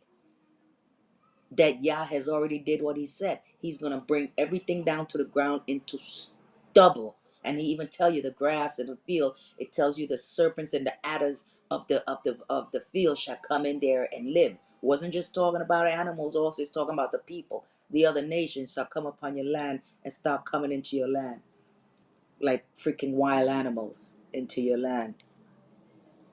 So yeah, when if this world get knocked out right now and only just a few people remaining, yeah, he's not going to be the people he's going to have remaining. Guess what? He's going to make sure they don't have knowledge of starting over quickly. It's going to be like, hey, and then they're going to have the elder people. It's going to be a few kids being born, and then they're going to be telling their grandkids about, yeah, we used to have this with TV, Grandpa TV. What is that? And there will be nothing around to be seen. It's going to be like deserted wilderness where the survivors are going to be basically and nothing. No, it ain't gonna be no, hey, let's restart and build up a tower so we can get communicating. Mm-mm-mm-mm. It's gonna be starting all over again. It's gonna be rough. The earth's gonna start over again with a few people, and they too will have a 6,000 year period. It's gonna be another bunch of souls coming back to get 6,000, a chance to come back and do it right again.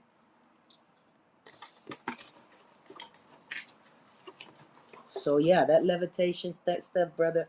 They're rediscovering a lot of technologies that has already they had it way back in ancient times. Yeah, like just like they try to say what his name, Benjamin Franklin discovered electricity.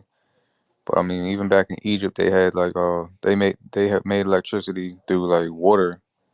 They'll use water for the turbines and like kind of like a windmill, except with water to conduct electricity. Also with like the pyramids had like gold and certain certain elements in it, just like the Ark of the Covenant was made with gold and all that stuff. High conductor electricity. That's why like some people would touch it and like don't touch it, you're gonna die. Hmm. Hmm. That thing is like what do you call it again? What the electricians call it? But it's a place that stores energy. or Uh, open circuit, like not like a track. No, not a like not hot circuit. from a box. But what's that? I says like an open circuit. An open circuit? No, but it's someplace Transformer. where energy is stored Transformer. until it's needed. It's a transformer.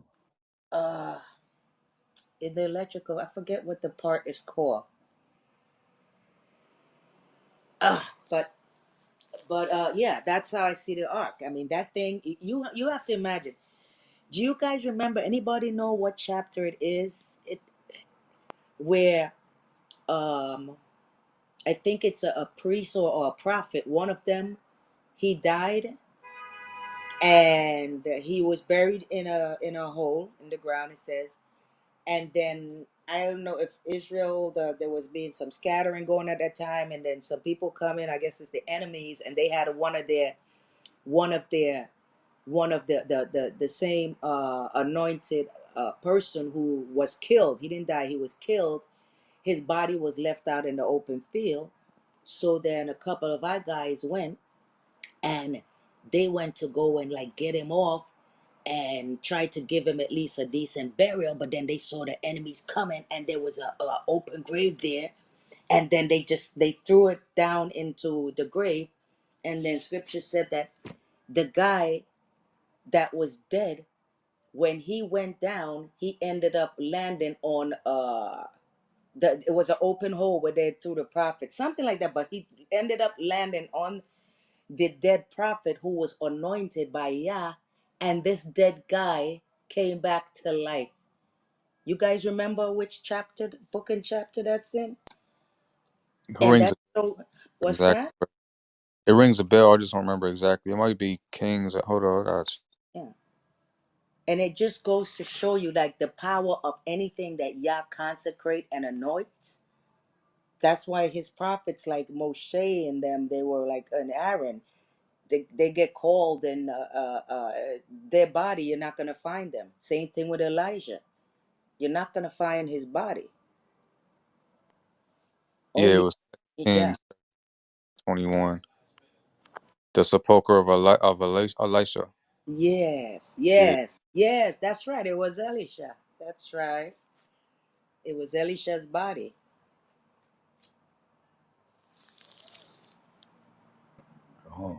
I was gonna say, um, You want to you read know, that? What chapter it's again? 2 Kings 13:21. You want the whole chapter 13, or just so I can get the context of it? Yes, sure, absolutely. was it All right, Second Kings what? 13. Hey, you got it in your stones. Yeah, I'd rather hear it from the stones than KJV on my phone. I'd have to find it on my yeah, I stones. got you. Second Kings 13. Let me pull it out real quick.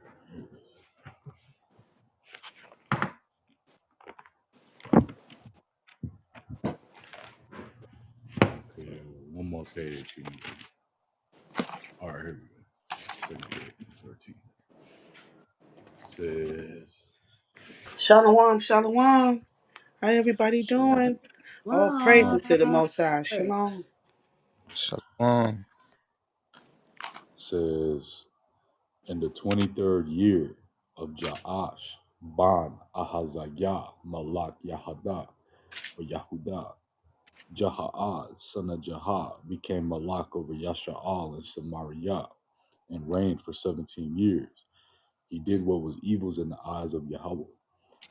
He went after the sins of Jeroboam, the son of Nebat, and he caused Yasharal to sin. He did not turn aside from them, so Yahweh became angry with Yasharal. He delivered them into the hand of Hazael, king of Aram, into the yad, or hand, of Hazael's Ban, or son, Ban Hadad, all the days of Jahaz. All the days of Jehoahaz pleaded before Yahweh, and Yahweh hearkened to him, for he had seen the oppression of Yasharal. For the Malak of Aram had oppressed them. So Yahweh supplied Yasharal with the Mashayat, the Savior, and they escaped from the rule of Aram. The Benai Yasharal dwelt securely in their bayat, or their house, as they had in the past. Nevertheless, they did not turn away from the Bayat of Yarabam that had caused Yasharal to sin. He went in that path also. Asherah, tree. What is that? Atz, tree is like Atz, so it's like Asherah, Atz, stood in Samarayah. For Aram left no armed people to Jahaz, except for 50 horsemen, 10 chariots, and 10,000 foot soldiers. For the Malak of Aram destroyed the rest and made them like dirt to be trampled upon. The rest of the deeds of Joahaz and all that he did and his might, behold, they are recorded in the book of Chronicles of the Malakim of Yasharal. Jahaz lay with his forefathers, and they buried him in Samaria. His son Joash reigned in his place. In the 37th year of Joash, Malak of Yahwadah, Joash Ban of Yahwaaz, began to reign over Yasha'al and Samaria, and reigned for 16 years. He did what was evil in the eyes of Yahweh and did not turn away from all the sins of Jeroboam, Ban of Nebat, and he caused Israel to sin. He went in the path, the rest of the deeds of Joash, and all that he did in his might, how he fought against Amaziah, Malak of Yahweh. Behold, they are recorded in the Sefer or Safar of Chronicles of the Malak of Yasharal. Joash laid with his forefathers, and his son Jeroboam sat on his throne. Joash was buried in Samaria with the Malakam of Yasharal. Elisha became ill with a disease for which he was about to die. Joash, Malak of Yasharal, went down to visit him and cried before him and said, Abba, Abba, Yasharal's chariot and horsemen. Elisha said to him, Get a bow and arrows. So he took for himself a bow and arrows. And he said to the Malak of Yasharal, Position your hand above the bow. And he positioned his hand. Elisha placed his hand upon the king, and he said, Open the window toward the east. And he opened it. And Elisha, shoot, and he shot. Elisha said, It is an arrow of salvation unto Yahweh, and an arrow of salvation against Aram. You shall strike Aram at Aphak until utter destruction. Then he said, Take arrows, and he took them. And he said to the Malak of Yasharel, Strike them to the ground. And he struck 3 times and stopped. And then it says, the man of Allahayim became angry with him and said, Were you to strike 5 or 6 times, you would have smitten Aram to utter destruction. But now you will strike at Aram only 3 times. Then Elisha died and they Uh-oh. buried him. It happened that troops from Moab were coming to the land at the start of the year. Some people were burying a man, and just as they saw the troop coming, they threw the man into Elisha's grave. The man's body rolled over and touched the bones of Elisha, and the man came back to life and rose on his feet. Hazael, Malak of Aram, oppressed all of Yasharal in the days of Yahwehaz. But Yahweh showed them grace and mercy he had on them, and he was attentive to them because of his covenant with Abraham, Ishak, and Jacob. And he did not wish to destroy them, so he did not cast them away from his presence up to now. Hazael, Malak of Aram, died, and his son Ben-Hadad reigned in his place. Joash, Ban, Joahaz, returned and took back from Ben-Hadad, Ban of Hazael, the cities that Ben-Hadad had taken from them from his father, Jahaz. Joash struck him 3 times and retrieved the cities of Israel. In the 2nd year of Joash, Ban Johaz, Malak of Yasharal, Amaziah, Ban of Joash, Malak of Yahweh, became Malak. He was 25 years old when he became Malak. He reigned 29 years in Jerusalem. His mother's name was Jehadan of Jerusalem. He did what was proper in the eye. Oh, actually, that's it right there. That's it. Yeah, that was 14 where it stopped. But yeah, so it goes to show the power. And that's why you would see a lot of our forefathers, Yah called them upon a mountain when they gave up the ghost. And for their bodies to be placed in a place where they won't be discovered, because like the items in that Ark of the Covenant, those things have been already kodesh by Yah.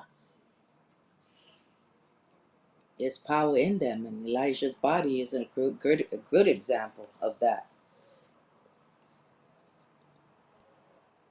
God, it even made a reference to like the same thing in Ezekiel 37, talking about um like his bones and it like coming together, or like the inward parts being arranged again, and then Mm, like he finally like sat up, and then he lived before Yahweh again. So God, that's like the three. It's like, yeah, it's like the three, like I said in Hosea, like he will revive us from the 2 days. On the third day we will live before him. Like okay, for example, like you got like the lower portion of the temple, which there's knowledge, wisdom, and understanding there. But you have like the inside, there's knowledge, wisdom, and understanding there. And then at mm-hmm. the top, there's knowledge, wisdom, and understanding there. And that's where you like eat the bread from the most high. So like before like we like fully repent and stuff, we're like learning the bronze, like the knowledge, wisdom, and understanding, or like the copper, or like even like tin, like how you brought out earlier, like the word tin. Um, it means like being. Hold on, let me actually pull it up. You talking about the Bazel, the Badil? We're Yeah, talking. yeah, yes. So like badal means to like separate or divide.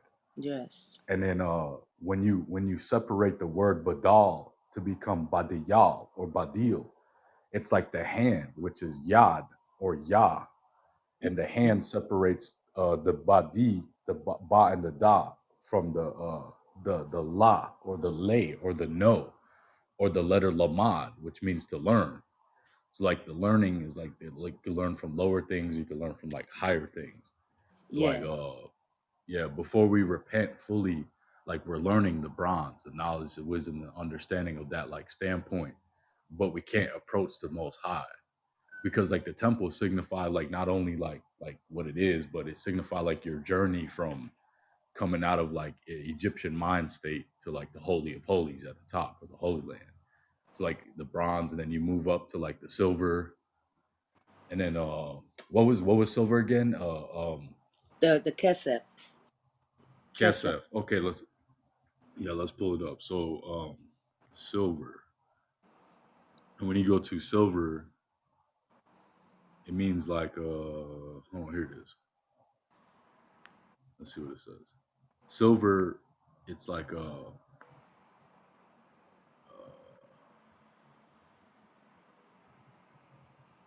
on one second. Let me pull up this. Yes, it's kesef. So silver, it's kesef, come from like kasaf, which means to like to long for, to yearn for, to To long deeply for. desire. Yes. Exactly. Yes. So like once we learn like the knowledge, wisdom, and understanding of like the base of the text, like now we're like sitting up instead of like the inward man lying down asleep. Like now you're like sitting up, scratching your head, like, and now you're like longing for like living before the Most High, like where you're supposed to be. And the third day, now like the inward man is actually awake, like moving with your physical like self. Like now you're walking in the ways of the Most High. But the Tanakh, the Torah is broken down like that too, like Bereshith, and then you have Shemot, which is like the names, whether you're like coming out of like the old mind state, and then you have Vayikra, which is like the calling, or like Leviticus, and now you're like answering the call in. Then you have like Bomidbar. Now you're like crawling through the wilderness, like trying to find your way. Um, and then Devarim is like now you're like walking with conviction before the Most High. But Devarim is like the words. Now you're The like paying word. attention to the words. God, the words that are given to you. And those words usually ends up being what? It's not like Yah is sitting around. So how's your day doing? And how's it? No. His words are usually commands. Khan, right? Let there be light. Adam, place you in his garden. Hey, listen, from that tree over there, mess with it. That's good. This tree over there, don't mess with it. But and then you have to ask yourself, right? When Eve gave birth and Cain came out first, right? I believe him and Abel, because it doesn't say, and then he went into her again and begot Abel. It says it ran it just like it were twins. A cow came for Cain, and then afterwards came Abel, right? So when you look at Cain, what did Eve say when Cain was born? She praised, yeah, and she says, I have finally, they have it in English, she's saying, I have finally gotten a man from God, right? But the word there is Cain. That's what his name means. Purchase, possess, purchase. So it's like, which leads me back to go back to like, what did she purchase? And it's like, whatever I keep thinking it's something with some kind of aphrodisiac. Whatever it is, her and Adam and that serpent made a deal with, I think it has something to do with her wanting to get pregnant. And Yah was not ready for her to get pregnant, but she wanted to have babies. And whatever probably aphrodisiac that they probably did some kind of trade in, I'll give you this if you give me some of that. Almost like the Leah and Rachel thing with the mandrakes. Hey, you can sleep with my husband tonight if you give me you give me Reuben's mandrakes. That sort of thing. Whatever it is, Cain's name means purchase. Most of the time it means purchase or possession. And it also means, and then there's plays on his names, which means a lamentation. So there's a sadness behind his name also. But for the most part, it's purchase. So why would he have that name? Like, so you get your name according to what the heck went on, right? What does Abel's name mean? Mourning. It means to mourn, and it also means mourning when in the sense of mourning, if a loved one, you're mourning for someone that passed away. So it means to mourn, and it also means vanity. Vanity. That every time you read about in Solomon, and he's talking about all of it is vanity, vanity, vanity. Most of the time, that word you're going to see is Habel. Habel, Abel. So maybe that gives us also a little insight upon Abel's character, because Cain is the lord of the land, the firstborn. It tells you that in Hebrew. Now he took over the job of Adam to till Ishamad. So he's like the godly one. And I'm picturing Abel with his name. He was probably a little bit vain. And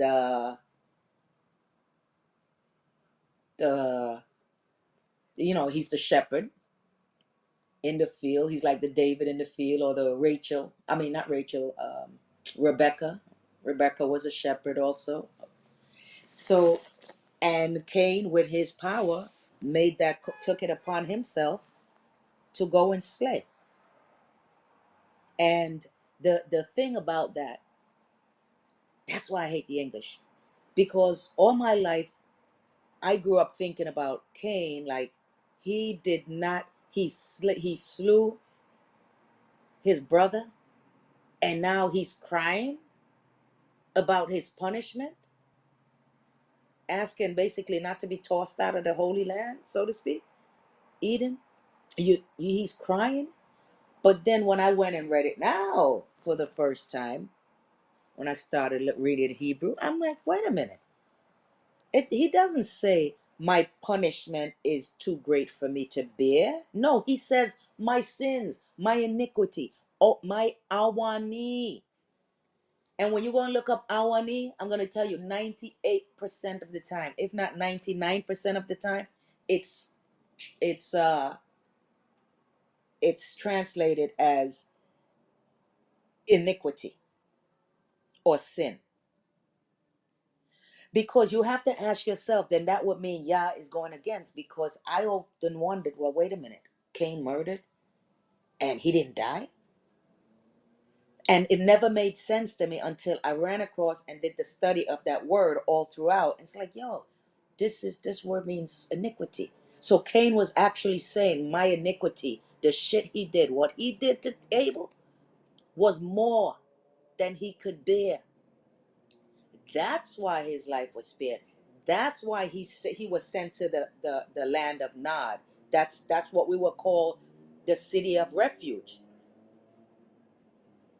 He had to go to the city of refuge because there you can live, and according to the laws and the priests, the priestlyhood, the Levites, those who are in priesthood, they're the ones in charge. They're in those cities, those sanctuary cities. Those are the free cities that are given to the Levites by each tribe. So Cain was going to the land of Nod, and because that's why Cain made, because the law says when you commit something like that, if you commit a murder and it's not proven that you did it, you get to go and live in the city of refuge, and you get to live out your life there peacefully until the case is solved, or until the high priest dies. After the high priest dies, they figure time has passed and all that, things are forgotten, family have moved on. Then and only then can you leave the city, because Yah says, and he told us about this. He said, if you leave your sanctuary city and you leave there, you are now not covered. He said, do you not expect that the family of the person whom you killed may still want revenge and would come to avenge the blood of their family? In that case, when they come, if they kill you, guess what? The blood is actually on your hand because you left your sanctuary place. That was Cain's argument. Cain was like, but if anybody see me, they're gonna want to kill me. Yeah, Cain. Not if you stay your butt, if you go to Nod and you stay there, you're covered there. And that's how Cain was able to have his family over there. That's why I tell people there was people living. It wasn't just Adam and Eve. It wasn't just Adam and Eve and the serpent and his family and all that. It was a bunch of people, different kinds, different kinds. Asians, Caucasians, and all the kind of Asians they have. They were there, right? And so Adam, so that whole sanctuary thing. That's why he was like, if anybody see me, they're gonna kill me. Yeah, because that's the law. Even in Leviticus, in Deuteronomy, it tells us that's the law. You cannot leave your sanctuary city, because if anybody coming to avenge their loved one, the blood of their loved one that you shed, they have every right, because their emotions is still in them, Yah says. And when you start seeing things like this, it's like things start to make more sense. Can I get a con or no con? No Gone, con, no gone. That's con facts. do.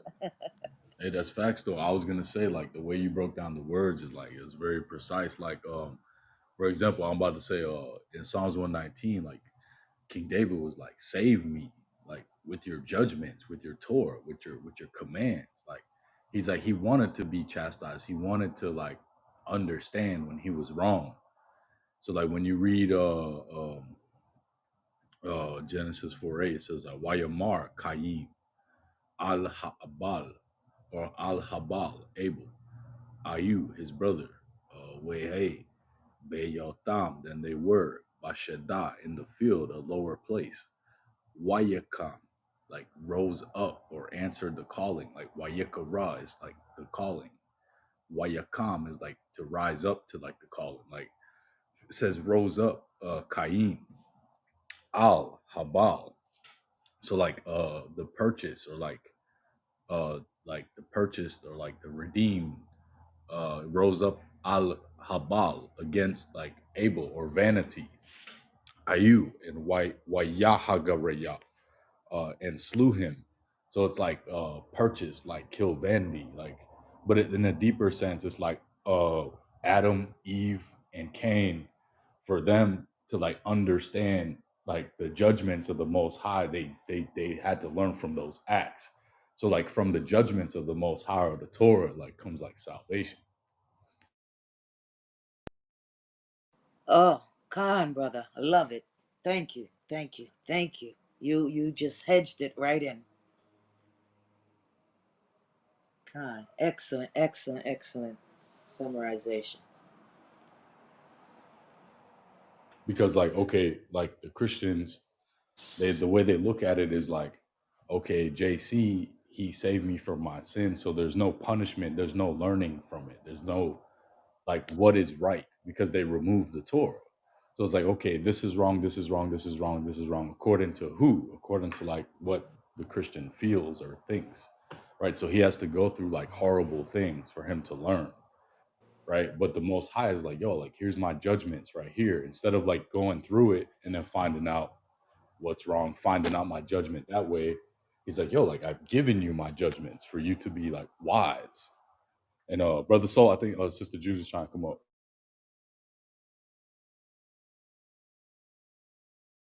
You know what I'm saying? Like how our parents used to say, like, why you gotta learn the hard way when I'm like giving you judgment, like I'm telling you what's gonna happen to you from experience. But that's what the Most High is doing with the Torah. He's like, yo, like, don't you see what happened to them? Like, you don't have to go through it to like learn it. But then here we are. The Most High's like, well, they got to learn the hard way. So we're going to put them through it. And then when they finally pick up my judgments, my Torah, it'll make sense to them. So when we teach it to our children, we're like, hey, look, we just went through this. It's going to sound exactly like how like the Israelites would have described to their children, hey, like the Most High brought us out of Egypt. That's how we're gonna sound explaining it to our kids, the captivity we just came after. So we're gonna be like, yo, don't do this and don't do this, or else this is gonna happen. But we have to correct that portion of the mind that's like, nah, I have to learn it the hard way. God, God, God, God. I God. wanted to touch on that one too, because in Psalm 23, he said, your rod and your staff comfort me. So you need the both parts of the Most High. You know, it's better not to have it, but to understand that both the rod as a chastisement, what the rod represents, and the staff represents the comfort of the Most High. That's why he says that in Psalms 23. Con, what's the word Divanya for the rod again?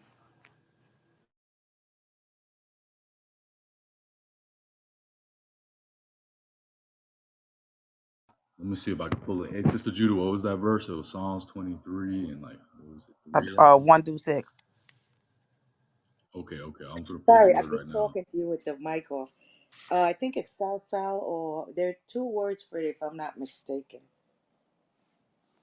Hold on. Psalms 23. Okay, I got it right here. So it's like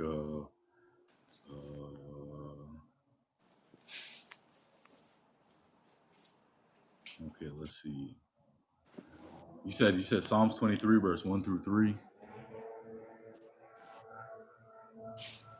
1 through 6. Good. Okay, here it is. Like your staff, your shabbat, it has both. It has both, Sister Divine. It has a shabeka and usman ateka, or wamash anateka. It's like a correction is like my comfort. Like it's mean like correction as Mm-hmm. well as like yeah, Con. like the Torah is like it's like it should be a comfort to us because we don't have to go through what the other nations are going through with when we have the Torah. Like the other nations don't have this judgment and wisdom like that we have. But that's like Deuteronomy 4:4. Like, hey, like all the nations will come and say only this nation is a wise nation because like they're like guessing according to like what they feel. Now when you go into like the psychological neurological aspect of that, like you can't live your life based off of what you feel. It's not smart. So like the knowledge, wisdom, and understanding of the Most High, that's the intelligent part of the brain.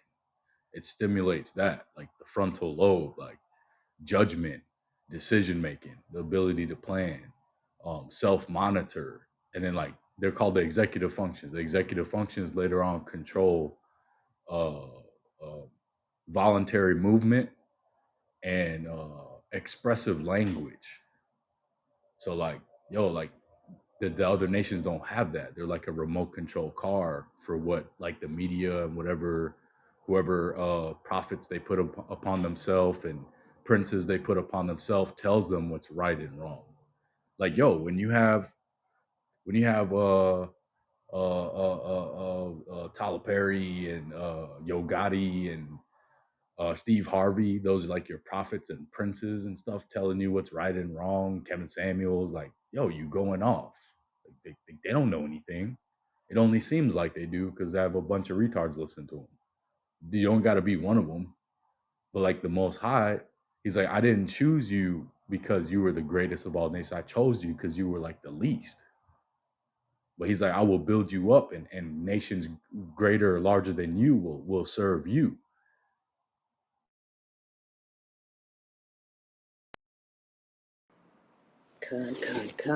Con. Bring it out. Bring it out, family. Bring it out. Hey, let me ask you something. Do you guys remember how many rods? I haven't studied up on the rod that Aaron had. Same rod Moses had, but that staff. How many buds came up on that? I have a question. Since isn't it a difference between the rod and the staff? Well, they have that's what we were saying before. There are two different Hebrew words. Hmm. You have One the is for like a punishment, and one is for protection. Like the staff, when you lift up the staff and so on and so forth, that will be the protection. Versus the rod, the rod is a chastisement. But as both the correction of the Most High, well, the God, the protection being the staff, and the rod being the chastisement, right?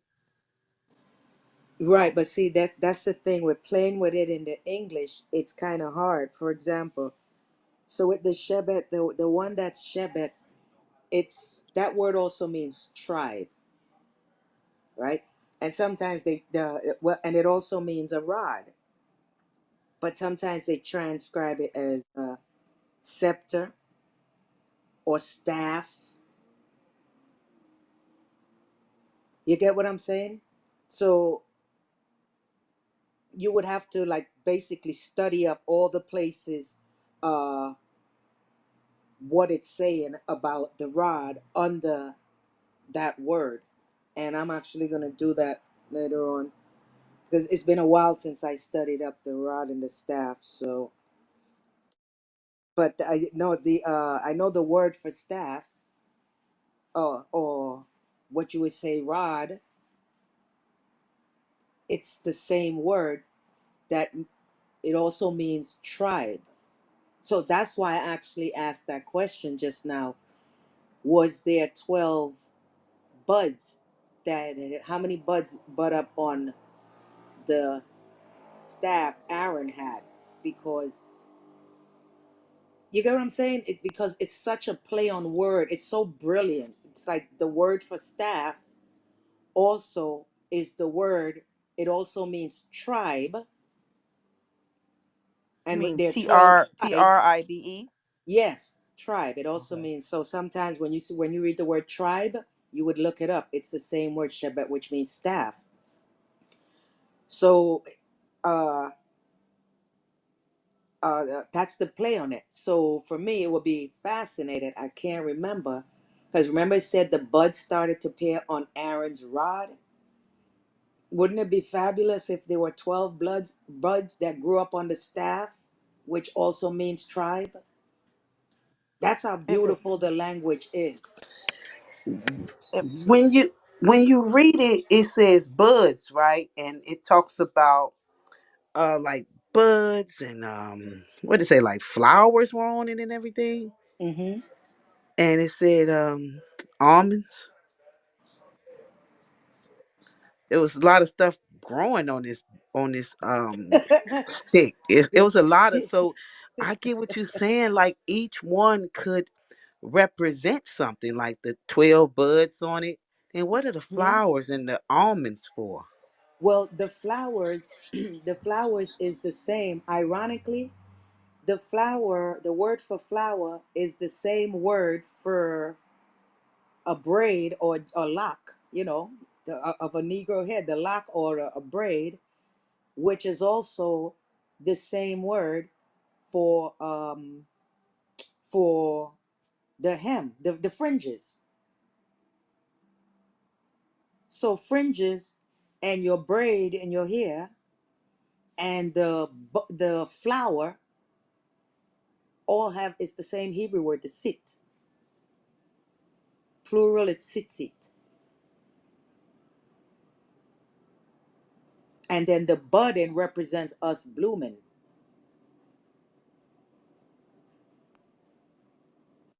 And the power within that rod. And we are, it's like everything in there. You got the inside of the covenant, the ark of the covenant is, you have the two tablets with the laws and everything written with the fingers of Yah on both sides, back to front on both sides, it said.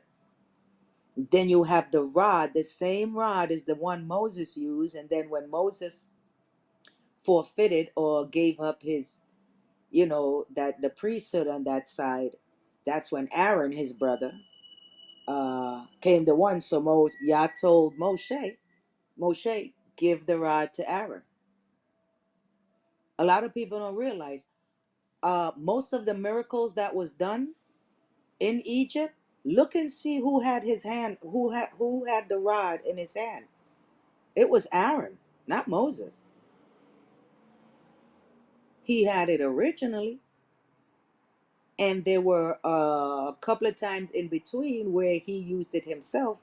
Most I told Yah told him to go and get the rod.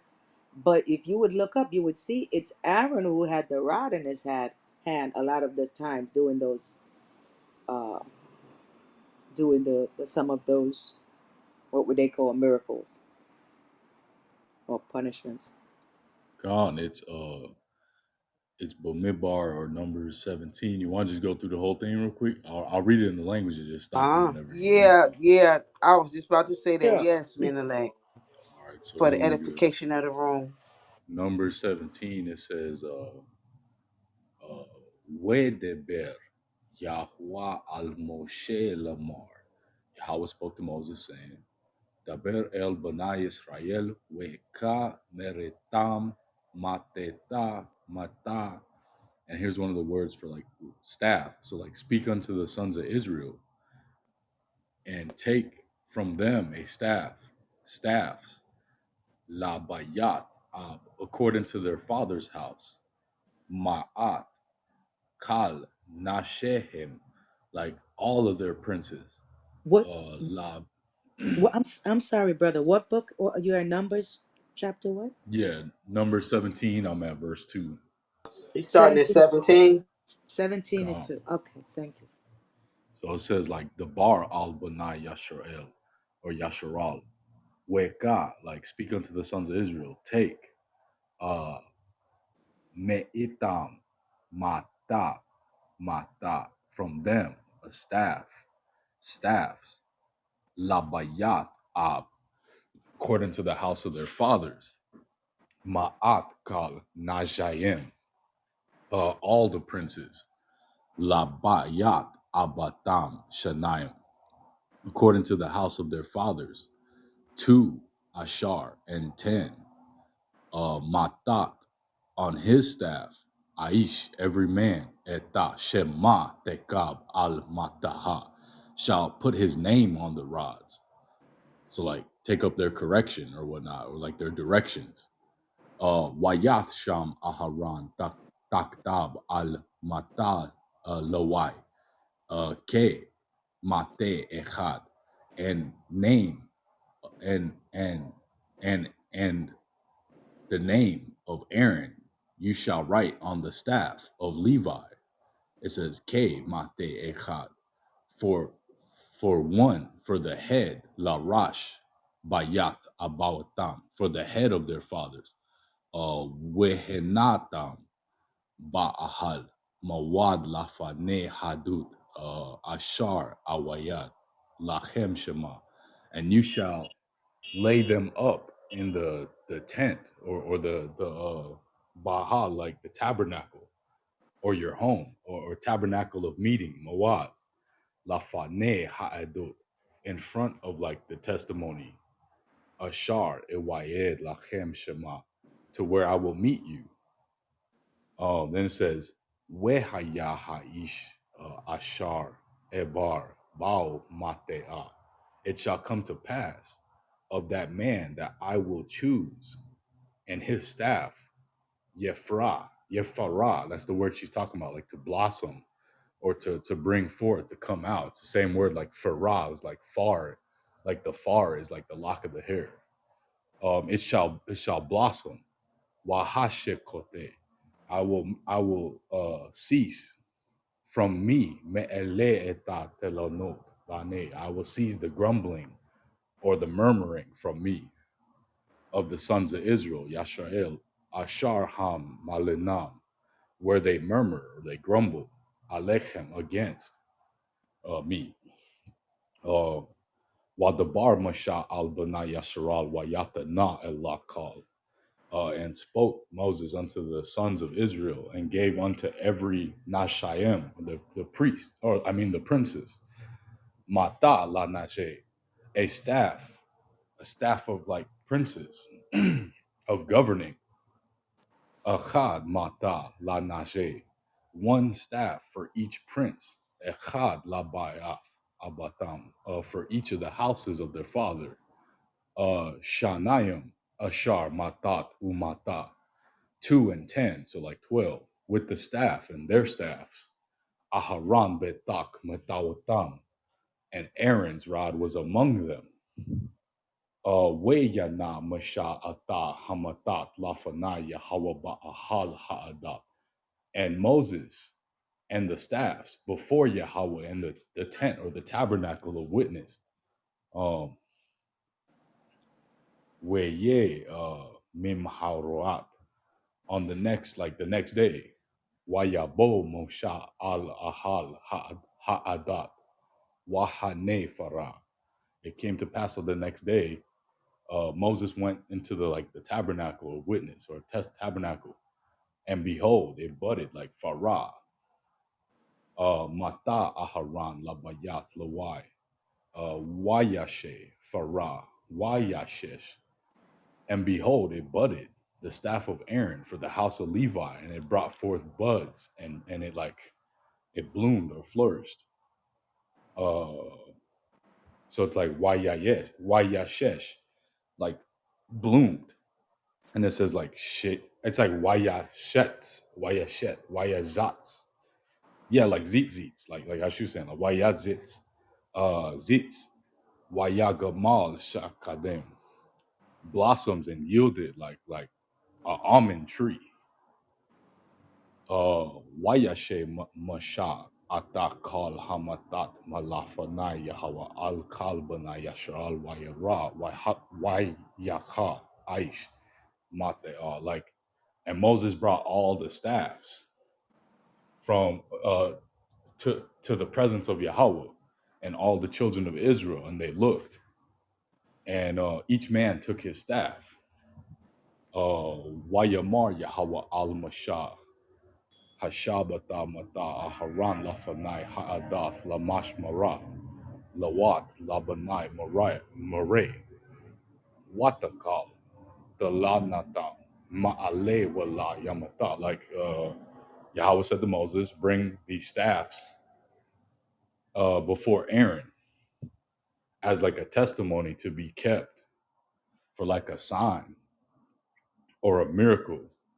Labane Mere, like against like the rebels or like afflicted times. What they call the lanatam, like you shall cast away like the grumbling or like the murmuring from me, me'ele wela yamata, so that they don't die. Weyash Mashah Ka'ashar Shawa Yahweh Tau Kanasha. And Moses did so, and command as was commanded by Yahweh to him, he did so. Wayamara Banaya Sharal al Mashala Marhan Gawana Abadana Kalana Abadana. And he spoke to the children of Israel Moses saying, "Behold, we die, we perish, we all perish." Kal hakareb al mishkan Yahweh yamat hayam haim tamana lagawa. Whoever comes near unto the tent, or like the tabernacle of Yahweh shall die. We shall be consumed with dying. If like basically if they didn't like take their correction.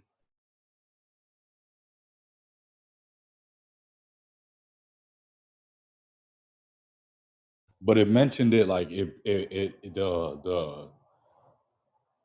the buds like they blossomed like an almond tree.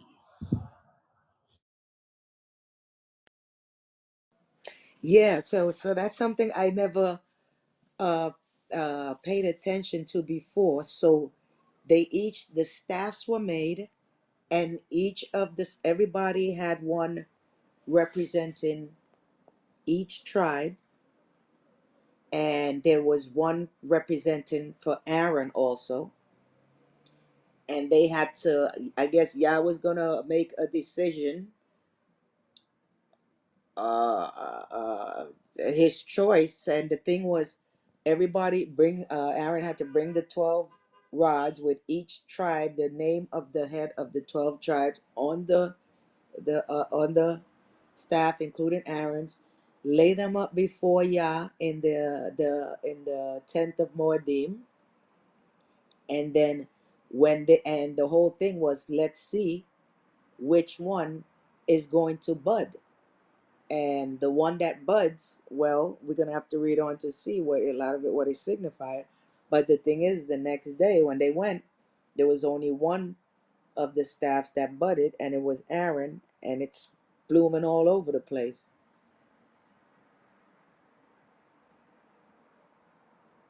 And the Shekadim, again, here's the thing. Like for me, what I would say, and the sister was asking that earlier, what's going on with the almond? Me too, but for me to read it, what I would say, because that word sheket also means to watch, to watch. So a shekedim would be watches. So I guess this might be even saying when it was boom, whoever rod that it bloomed out from, those are going to be the watches. They're going to be being choose from that tribe, from whichever rod the blossoms come from. And it happened to be Aaron, because that word means, because right here, almonds, it doesn't even make sense.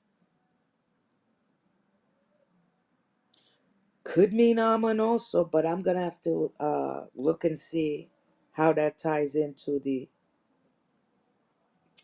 rod and the two tablets. But I know the scripture talks about watches, and that word right there, shekedim, can be translated as watchers also. But again, that's just a fancy guess on my part here, because I have not studied this in a while, not even in Hebrew, so I might be even finding more gems. So this was cool to read.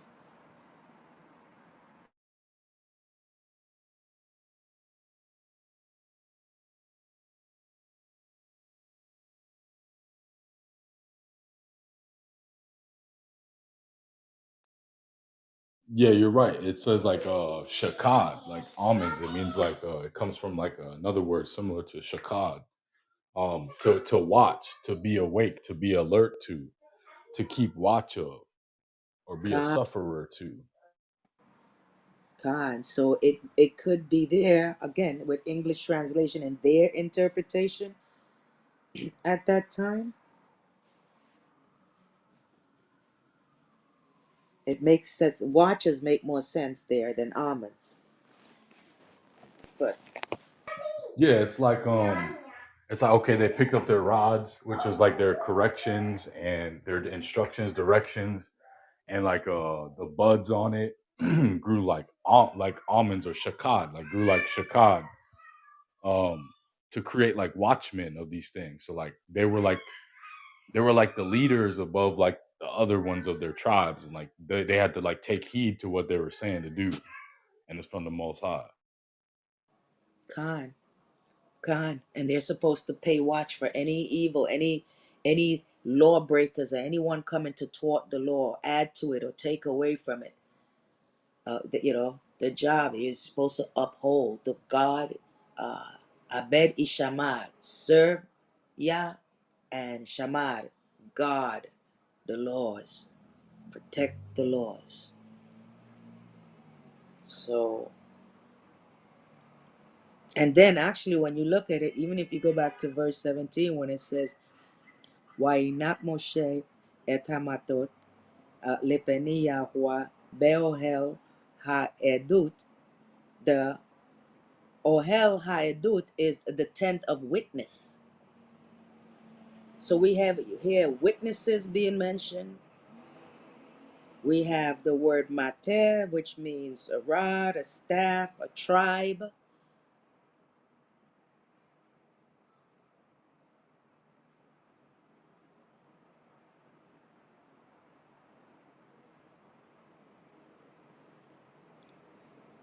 So when it says the staffs before me in the tent of the witness, we can easily say the stat the tribes, each head of the tribes before me in the tent of witness, and see which one bloomed.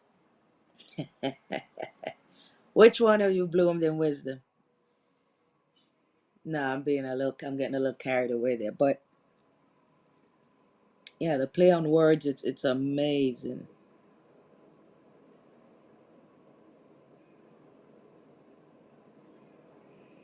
So you see the word for blossoms, it sits. That's the same word for a fringe. Same word for the lock of hair, or braid, or plait, or twist.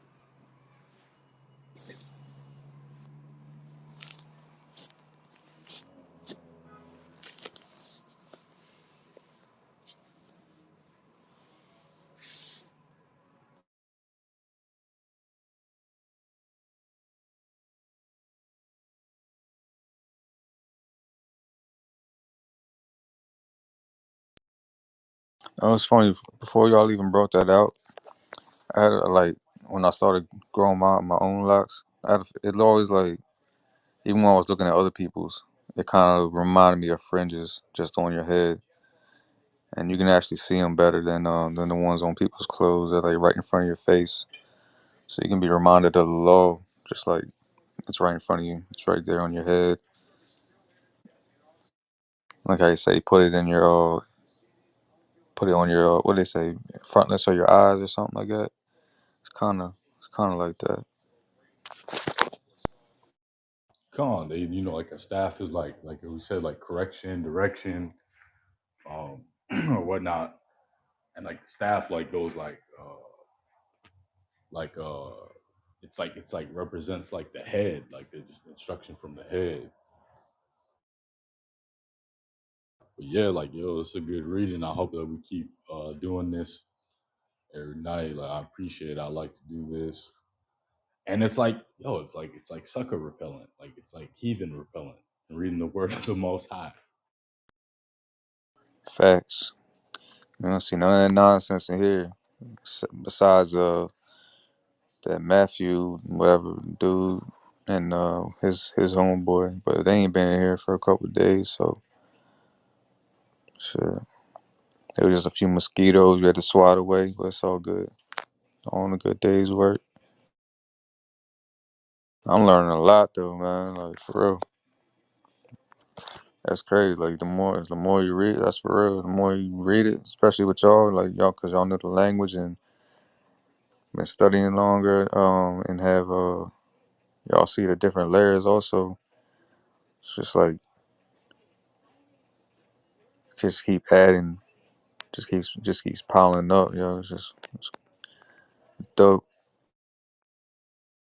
God, this the stuff we miss out on when we focus on sneezes.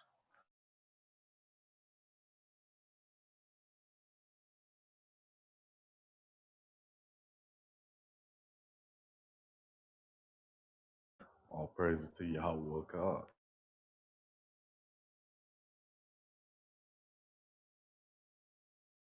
All praise to the Most High. Y'all run out of steam. Y'all trying to pick it up tomorrow. It feels like, I'm not gonna lie, it feels like I've been running out of steam the past few days, but it's really been like more of like the Most High, like give me, like when I think about it, like what is this feeling? Like try to describe the feeling. I'm like, it's not really like tired or it's actually like like the Most High is like giving us like relaxation.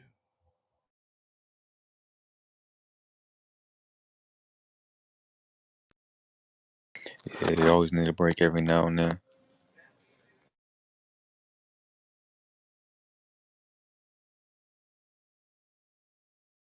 But these type of rooms are good because you know instead of like instead of like focusing on sneezes and like debunking that stuff, that's just like putting energy out. But like when we're like building and we're like reading, it brings it back in as well instead of just like taking. Yeah, I got tired of that stuff, man. For real. It's like I'm way past all that. It's like just want to focus on doing what we got going on right now. And people want to come and listen and they learn something. You know, so be it. But all that going looking for debates and all that, and talking about other guys or whatever, I'm done. I'm pretty much done with that unless it comes to me and I feel like dealing with it. But no, man, just trying to focus on the Father. That's about it, and let my walk show people how they supposed to walk. Because majority of people they just looking for some kind of, they're just trying to get a W, even if they get an L. And just that's just the energy they on. They just looking for a battle for no reason really. Even if they like a lot of people just like pastors and stuff, like they know that what they're teaching is trash, but they know that they're making bands off it. So like even if they know they're wrong, they're gonna keep pushing what they push. So it's not even worth it most of the time. So those meant to those meant to wait. They're gonna wait. Something's gonna click, and hopefully like Hannah started. Hannah started getting it. So uh, body's gonna keep piling up one way or another.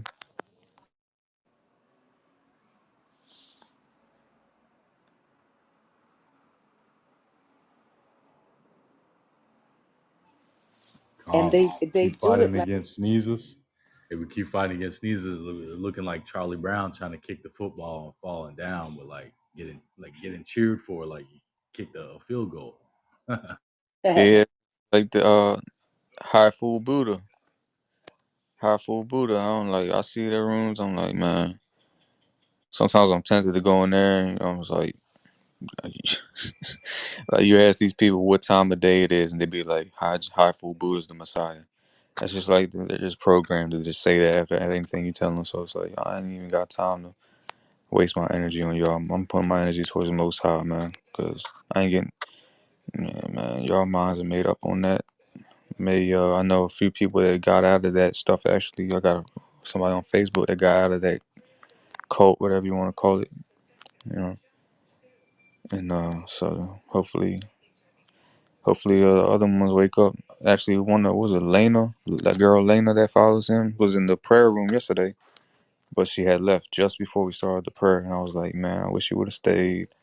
It's like this is what leaders of the Most High are supposed to do. Like we're supposed to bring people together and seek the Most High and lead the nation to repentance and repent with and pray with each other and worship with each other, not seek our own praise and going around telling people who we are and what we're this, we're that. Not focusing ain't on us, it's on the Most High, it's on the Father. So I mean, yeah, I guess it ain't meant for her right now, or maybe it never will be. So whatever. The remnant, right? the remnant. And that actually is a telltale sign where you can see quite a few of these people, they really, at the end of the day, they really don't believe in the scripture. Because if they have that book and it says in there what Yah is going to do to anybody who lead his people astray and do all these things, if they really believe in that, they would find another profession, find another way to make money. They're not going to use the very book that is condemned. But again, the, the very book that is condemning their actions is the book they're using to do the condemned actions. And I don't think a lot of them even, I don't know if they don't care, but I chalk it up to they can't. There's no way they can really believe in that. There's no way they believe in the scripture and doing those evil things. Nah, I noticed from a few of them, they were lost. Like they didn't really. Some of them were like they didn't know. Like they're either they never believed in the Bible, or they were coming out of the New Testament, or they were just like lost between different ideologies and doctrines. So like they didn't have a solid foundation. A lot of them, I can.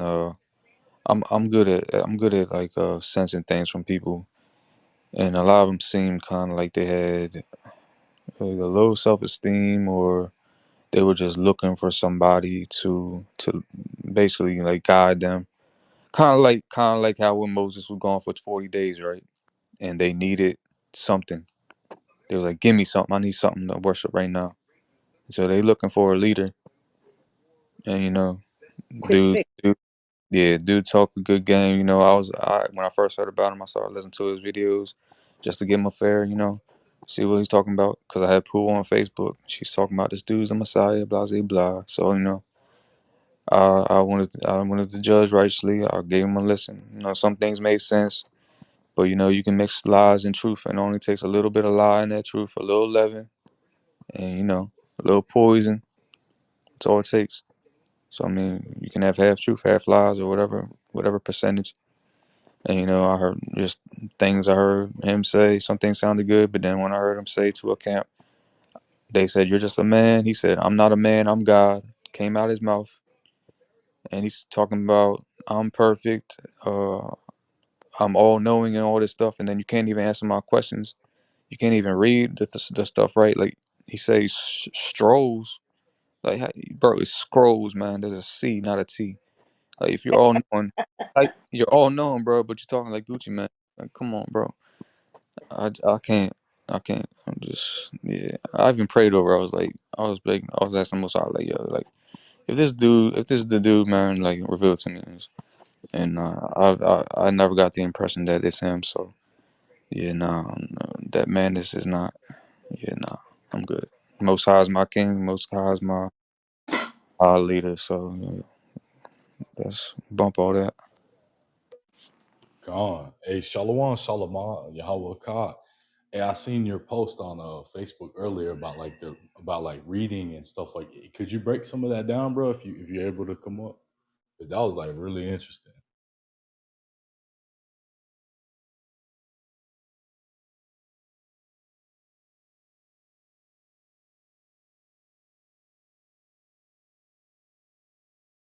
Somebody could shoot Kahan down there, brother Kahan, invite up. Yeah, I He had just sent the invite.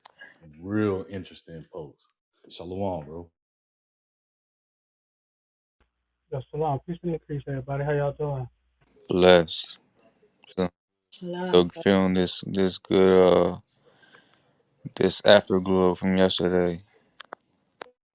The afterglow. Who got the glow? Show, man. No, let me stop. But yeah, I'm glad you're feeling that glow, man. Yeah, give me a few minutes, Alec. I'll explain it in a minute. I just got off. I'm trying to get myself situated.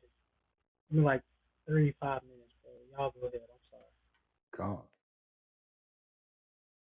Hey, Sister Devon, I ain't seen you in a long time.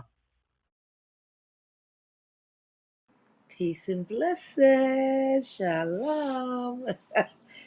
It's been a minute. Yeah, I've been inviting you into a couple of the rooms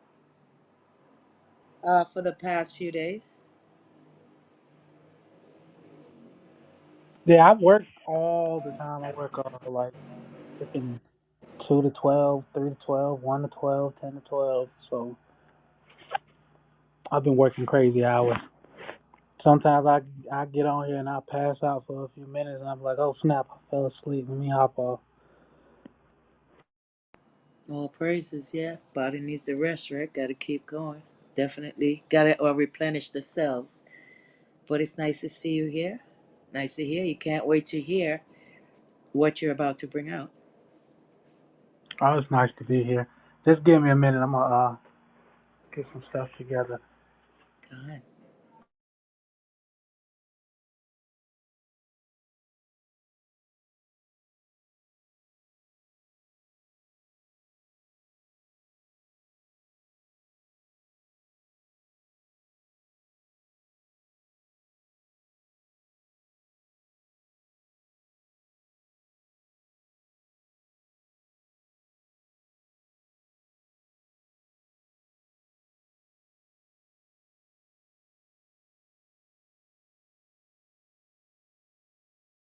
It's always interesting to see who like wants to read and stuff like that. Like it's always interesting. Like yo, like where is everybody? Like there's usually like a bunch of like Israelite rooms. It's almost like the Most High make them like shame of themselves or something. Like they just like disappear. Bro, it's crazy because I was just thinking about this yesterday because we're always hearing people talking about they love the Most High, this, blah, blah, blah, that um, they want to get out of exile. Majority of even the Yah only people, but especially the ones that are in these camps or in the idolatry. None of them wanted to show up yesterday. I know you had your own thing going on, and sometimes not everybody is. Some people busy sometimes and stuff, but like some some I seen in some rooms, like stupid rooms, bro. I'm like, and I'm inviting people, pinging them. Like this is the most important thing we can do right now. Y'all in these damn these I don't even know, it's like rooms about like celebrity type stuff or like just stupid topics. It's like y'all ain't really about what y'all say y'all about, man. Because I mean, you prove yourself by your actions. Like ahava, the word for love in Hebrew. It's an action verb. Yeah, you prove your love by your actions, not soothsaying. You're speaking. Like if you was blind, if you was let's say you couldn't speak, you was deaf and dumb, you couldn't speak. How you gonna show you love somebody? You can't tell them. You gotta show. So y'all showing y'all love the Most High? Nah. And his people, I don't see it. Y'all rather y'all here for the entertainment and whatever else. You can go Shalom though. Oh no, you're 100% correct, man. I'm gonna piggyback off that too. 'Cause excuse me. That's something I noticed about a lot of people these days. They are like fragmented, if you will. You know, saying one thing, doing another. It's like they fragmented. It's kind of like a split personality, schizophrenic type thing going on. You know, it's like yeah, I know this. I wrote down that apples are orange, but I said oranges are apples or red. Or you know what I'm saying? It's like, bro, make up your mind. You know, I know I said I love God, but uh, uh, you also gotta disobey God to show Him you love. It's like some ill shit people are doing. It's that was actually a doctrine I heard about. I think it's called Franksism or something like that. It's by Rabbi something Frank. But anyway, his doctrine was in order to serve God, you must offend God, which is off as heck. But that seems like what people are doing. I think a lot of that has to do with motherfuckers don't know. Oh, excuse my language. I'm sorry. People don't know. Uh, People don't know what these devices actually doing to us, dude. Like language. I mean, any technology that's ever been created by a man, like it, it's a choice, and it gives, and it's every choice gives and takes away. It's a trade-off. Choice is trade-off. It's a trade system. I mean, options is nothing but trade. The way it's looked at in this society. You know what I'm saying? Like, what am I getting out of this? Is it good for me in this way, or how much of this can I get from this, that, and the third? But choice is a trade, and oh shit, my bad. And something I'm learning is that I picked up on it from reading this book from the '60s called The Gutenberg Galaxy. There's a chapter in it called "Literacy Creates Schizophrenia," maybe the cause of schizophrenia. So for the last year, 2 years, I've stepped back from reading and looking for what I want to find in readings, right? I love God to death, right? But I look at the Torah with a different perspective, right? I look at it as a book, um, like a log book. You know what I'm saying? It's like a log book. Everything's dated, recorded. The action was recorded, when it was recorded, stuff like that. I look at it as a log book. Some actions don't have a time frame, some do. But for the ones that don't, I assume those to be like, until further research, I assume those to be like points in time where like the logging system was in process of changing. Because just like we go through changes today, it doesn't happen overnight. It seems like it does, but it doesn't. It's obvious that this process, this way of living has been going on.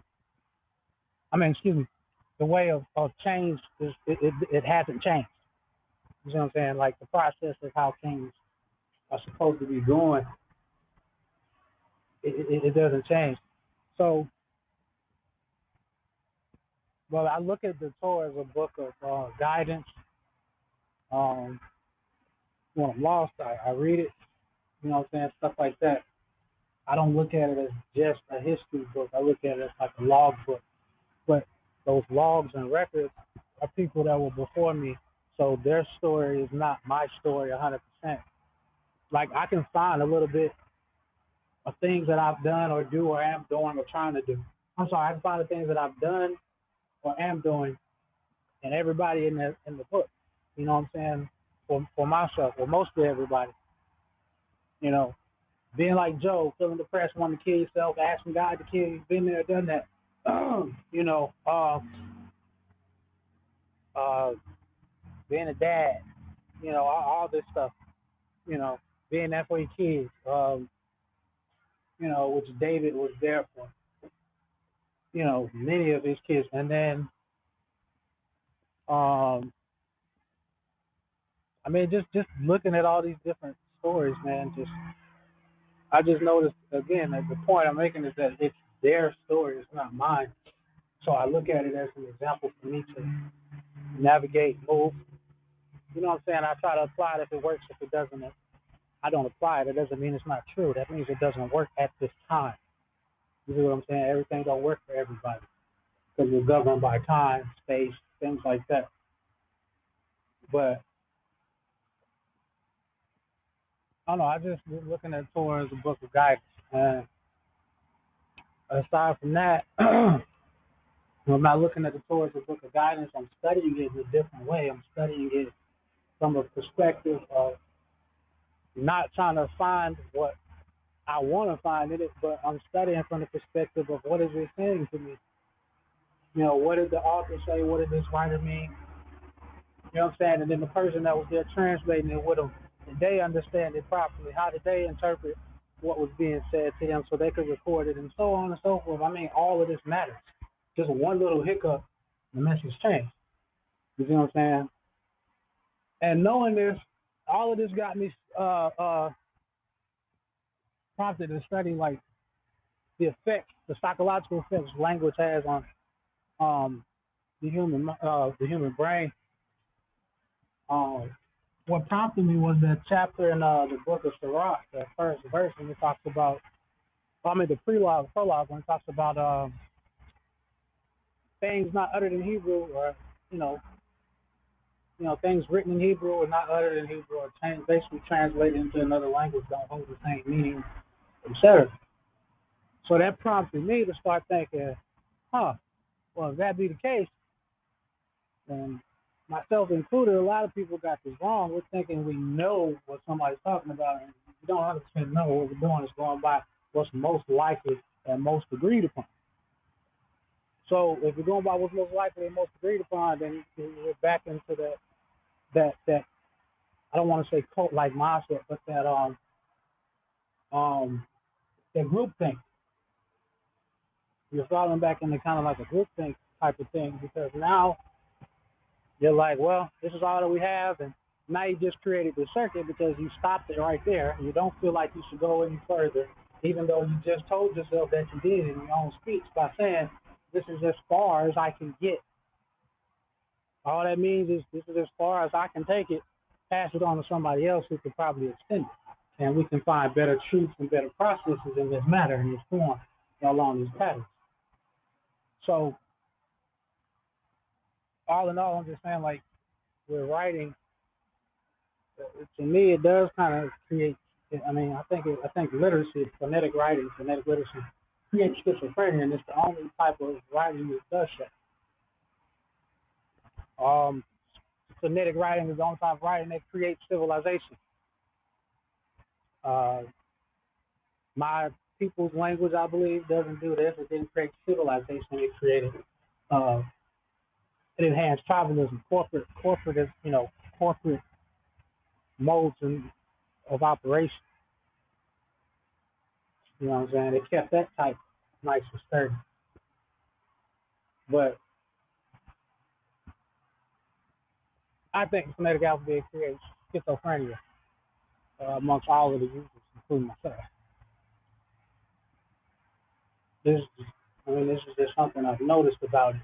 Studying myself, how it affected me, studying people around me, how it affected them, studying, just looking at why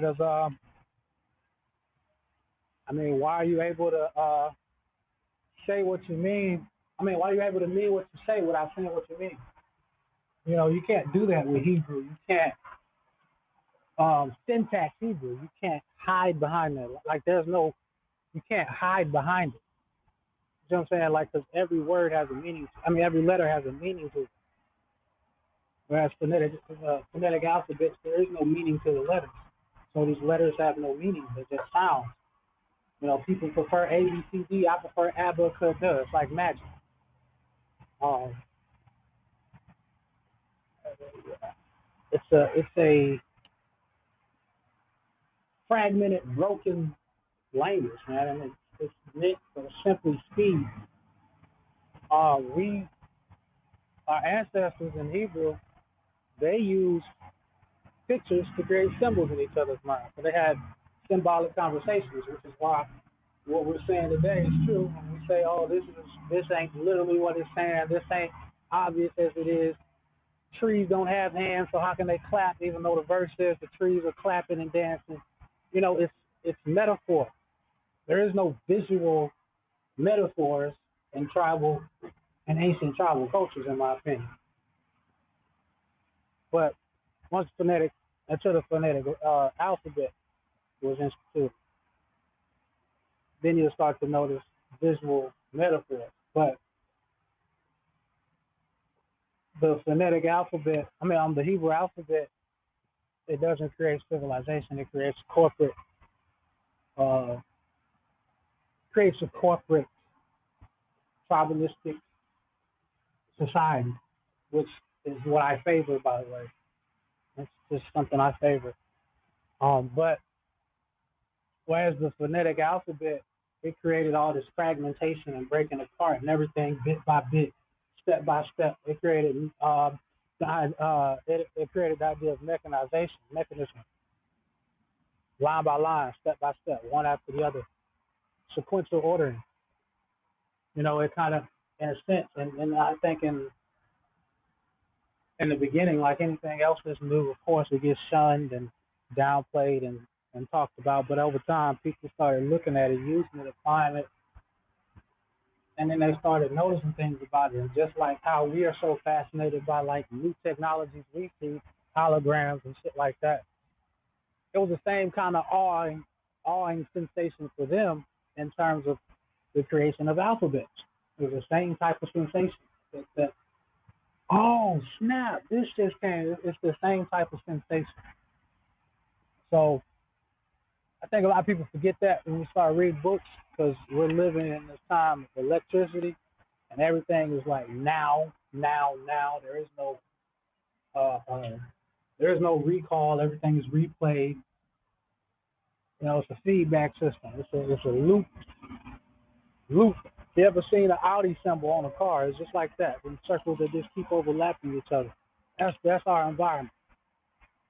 Every group is overlapping another group, which overlaps another group, which overlaps another group, and everybody's bumping into everybody. And nobody's saying, excuse me, I'm sorry, my bad, my fault. Everybody's saying, your fault, you're bad, and you're not excused. You need to pay for my shoes. You know what I'm saying? So, and I think the main cause of this is the one thing that we're always using. I mean, this language. That's my theory. I mean, that this language is creating all this. There is a main force, not the only force. Like the main force is creating all this fragmentation and separation in society. Because when you look at writing itself, it's a completely abstract process. Reading is a process of rapid guessing. I mean, just look at the word read by itself. Look it up. The etymology it means to guess, to advise, to guess. And the reason I say it's abstract process, I mean, UGB font. I mean, that's a whole other language. So you'd be like, what the fuck did you just say? Therefore, you can't think upon what I just spoke. But it's a word somewhere. It's a language somewhere. So therefore, it's an abstract thing in its own nature because the whole world don't speak it. So that means it's not completely a part of the physical world. So it's abstract. It's a bunch of people's ideas that existed before us that agreed, this makes sense, that makes sense, let's put it together. It works to an extent. I'm not trying to say it's horrible. I'm just saying it works to an extent. I'm just pointing out the cons. You know, there's many pros for it too. Like again, mechanization, bit by bit, step by step, line by line. You take things slowly. It did help with that. Whereas in a tribal world, which I think the electric world is a tribal world, what we're living in today, everything is all at once. Everything is happening all at once. And there is no tomorrow or yesterday. Everything is now, now, now. It's an eternal present that we're living in. With these devices we use, they create an eternal present. Uh, I can give another example of that. A clock does that by itself, analog or digital. Clock creates the idea of eternal present. Everything is now and forever going to be here. You know what I'm saying? Like, I mean, there's nothing wrong with that to an extent. I mean, sometimes you need to, I mean, we don't have no choice. Our bodies are stuck in the present until we die. So, our soul is stuck in this present until we die. So, by default, we kind of have no choice but to live in the present. So, I think the trick is to figure out when you need to go, when you need to think ahead, and when you need to think behind, meaning think in the past. Think about and reminisce about the good times, make yourself feel good again, so you can reactivate yourself right now and try to do the plans which you was thinking about for the future. You see what I'm saying? Like it's a pattern to these things. A lot of people are just living in the future. They're always working for later, which means they don't care about right now or what just happened. They care very little about And a lot of times those are people with families and they don't even recognize that they're neglecting their families because so focused on the future. But the good thing about it is you're focused on something that could be a possibility and you're making it come into fruition. That's the good thing. The bad thing is that you're hurting a lot of people to do that. And if you do it that way. Um, that's one of the downsides and one of the good sides. Living in the present, right? You could be like, everything is now. There is no tomorrow. There is no yesterday. Everything is now. That causes a lot of you ask me, a lot of what I'm looking for. It's a certain type of confusion, but it causes I guess you could call it like a split personality type thing because everything is now, and then when you do something wrong, well, that was then. You're living in the past. I'm talking about now. What am I doing now? Like that's the type of mindset that creates. If you ask me, a lot of people are doing that today. My money, I need it now. My uh, uh, I paid you. It didn't take long for you to pay me. I mean, for me to pay you. Why does it take so long for you to refund me? Why do I got to go through all these steps? Everybody wants it now, now, now, like microwave food. It has to be ready in minutes or moments. Then you have the people that live in the past. I mean, the bad side of that is obvious. You're stuck there. You rarely ever move forward. You hate change, even though you know change is inevitable and there's nothing you can do, but you still hate it. You still want to get away from it. You can't.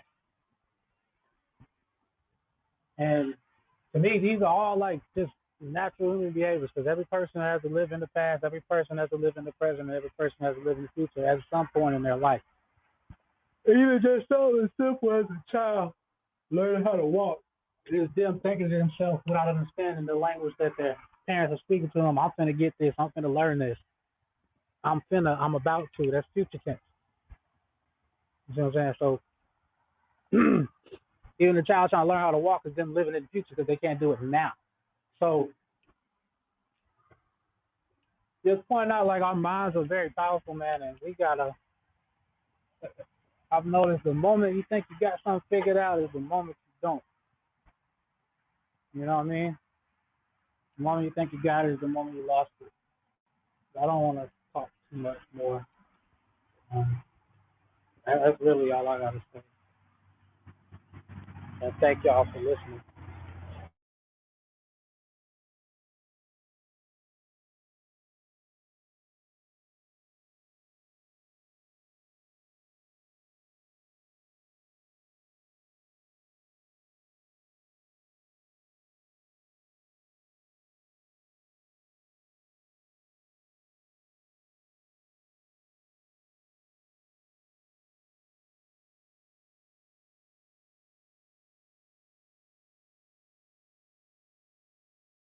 Hey, that was fire, bro. I seen also on the post where you like went into like about like reading is like a like hold on, let me kind of like look at it real quick. Hold on, bro. It was very profound, bro. Okay, here it is. It says like dang, you've been going in for a while. So it says it's like where you went into it about like it's okay, here it is. Reading is an activity of very, very rapid guessing. The Mm-hmm. word to read or Raydan means to guess, to just select the meaning amongst many, many other meanings, requires rapid guessing and like decision making. I was wondering if you want to go into that some more and that also like how we read like other people and like how the Torah will help us like correctly read each other without like guessing. You know what I mean? Oh yeah, yeah, for sure. Yeah, I forgot I posted so much. I forgot about that. Yeah, I think reading create. I mean, it is an activity of rapid guessing. It involves quick decision making. That's why most people, good quick decision makers, are usually good business executives, great business executives. Um, but just the process of reading itself, you look at the words on the page. They come one after the other. line by line, bit by bit. That right there is the assembly line on paper. That's the whole idea of the assembly line right there. It's print, the printing press, the speed up of communication. So when you speed up, when you add speed to anything,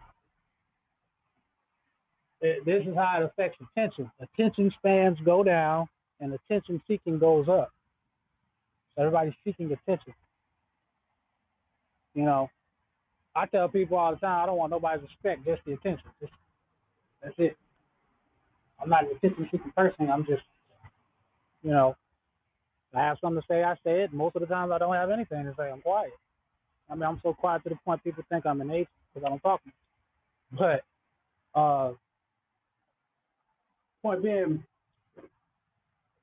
like I said in that post, when you got so many words in the so many definitions for a word, you have to pick which one is befitting for the situation. So now you're not just this is where it becomes abstract because now you're not just looking at okay, uh, uh, uh, let's say the word uh, green, right? Green, uh, color such and such, this color in the rainbow, the fourth color in the rainbow. That'll probably be part of the definition. And then you'll see the number two, and then you'll see another definition, and it'll say informal, and then it'll say the effect of such and such and such and such, the mixture of blue and yellow and yada yada. And then you'll have the informal or the slang, right? Excuse me, which is being jealous of somebody. Well, why you acting green, bro? You know, stop being green, right? I mean, that's what it used to mean. Um, so now you got three definitions for one word. And then looking at the process of how you got that, you had to use 100 other words or 50 other words to describe that one word.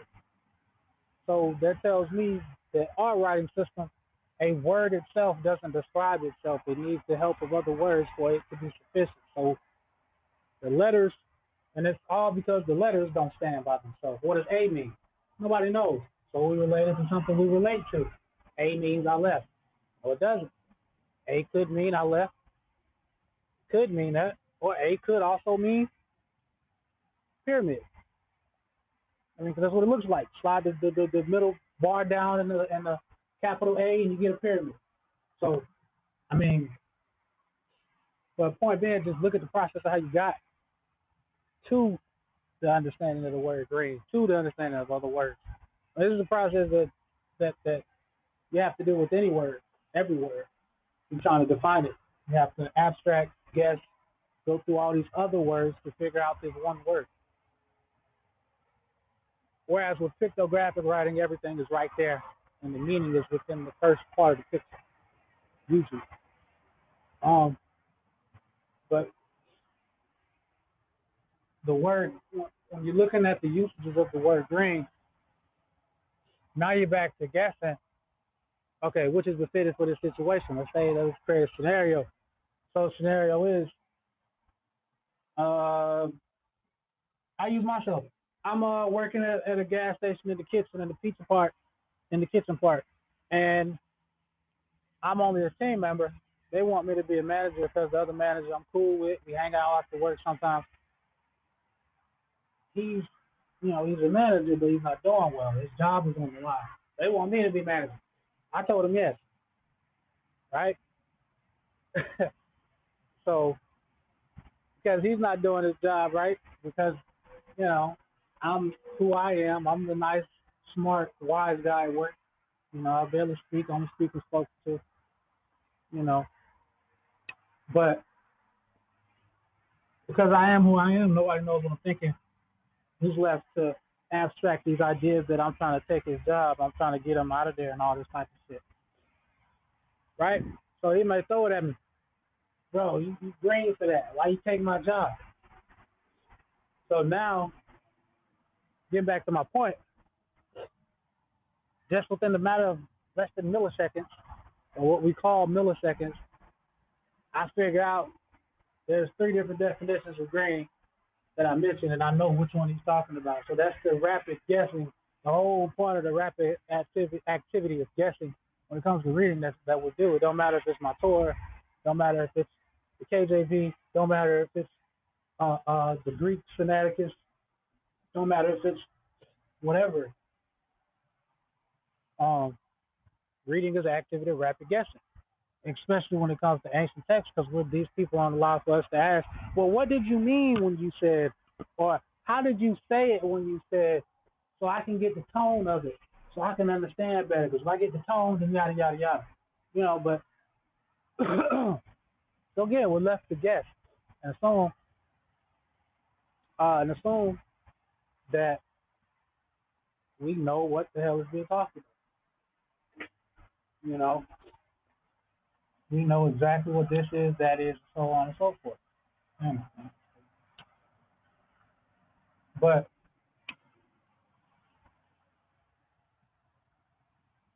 when you, in that scenario I gave, oh, you took my job, why you green for that? I mean, I already know because it's not just the word itself that let me know his implication or intimation of what he's trying to use the word for, what his point he's trying to get across. It's the situation, the things that took place before. It's me, overall, it's me and him experiencing the whole thing. It's not just the words themselves. You see? So, because we all do this, it's a human nature. We impose our own thoughts, what we think the words mean, and how it should mean this and why it should mean that. And we impose that understanding onto these writings. You see what I'm saying? Oh, it's just like us today. No, we're just like them yesterday because we're still doing it. It was already done. It means it's still being done. So it's not them like us, it's us like them. You know? Uh, but with one of the things, a good thing I noticed about writing, it does, it's a balancing act really, but one of the good things I noticed with writing, it does help with memory. Like, you know, if you do it right, like the little pseudo, quote unquote, pseudo games like Sudoku and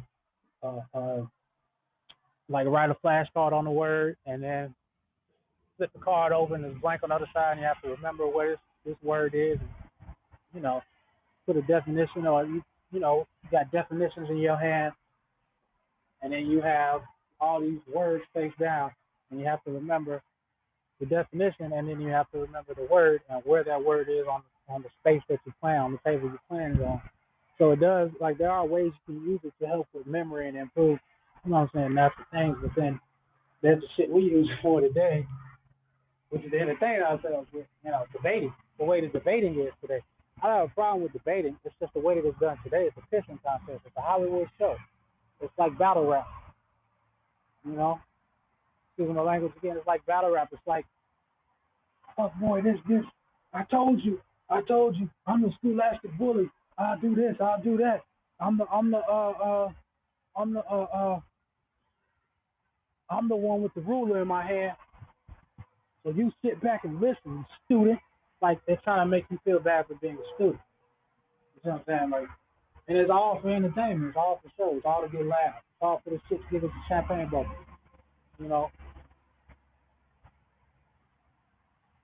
And then those are the same people that say I'm on here teaching. I'm here to teach. And then they go and do something like that. But you F boy this and stuff to that, and I told you stupid, and I thought we was using this to help each other. Like that's what I thought the whole point of all this was, because you see people out here lost, you want to help them, but it seemed like you're more geared towards cursing people out and you know what I'm saying, getting laughs from everybody. You know, I don't know, man. It just seems like the balance is off with everything. Well, it don't seem like the balance is off with everything. And then when you try to balance it, you're the bad guy. You know, like I love reading. You know, I love. How I got back. Yeah, I love reading. I hate writing. If that makes sense. But one of the things I'm great at, everybody would tell me, was rapping. I was 15, finna be signed to Rick Ross label at one point in my life. But I hate writing. So I'm just noticing. I mean, for me, it's definitely true that all the things I'm good at are the things that I don't like. Not the things that are sinful, But I'm talking about like I like reading, but I hate writing. You know, can't have nothing to read if somebody don't write something. So you kind of can't have one without the other. But I'm talking about stuff like that. I hate pizzas, but I mean, I work in the pizza kitchen and I make pizzas. I don't eat pizza, but I make them. Can't stand the smell of all that shit, the sauce. I mean, I hate it. But the point is, if we start noticing the things we hate as much as we notice the things we like and give it equal attention, things will start balancing themselves out. When I say give it attention, I mean like look into it. You don't have to do it. Understand it. Look into it. Why is it happening? You know, there's a book by Edgar Allan Poe. It's called A Descent into the Maelstrom, and it's about a sailor who is caught up in this whirlpool. Him and his brother fishing. Everything's going fine. All of a sudden, the tides turn, weather change, whirlpool comes up, or they called it a maelstrom back then. And the storm gets so severe, the boat is shaking, and his brother goes overboard. He's gone. And the sailor starts to notice he's getting closer and closer to the center to the vortex of the maelstrom, the center of the maelstrom where all the action is. And he's like, I give up on life. I'm done. This is it for me. And I want to say like the last 2 minutes, he starts to think. He starts to notice a chest, a steamer trunk that keeps disappearing and reappearing in the same exact location. And then he looks on his boat and he sees the same type of steamer trunk, and he sees some rope. So he gets an idea. If I can make it to that spot, I can tie myself to the steamer trunk and tie this rope to the steamer trunk. Throw the steamer trunk overboard. I go overboard, but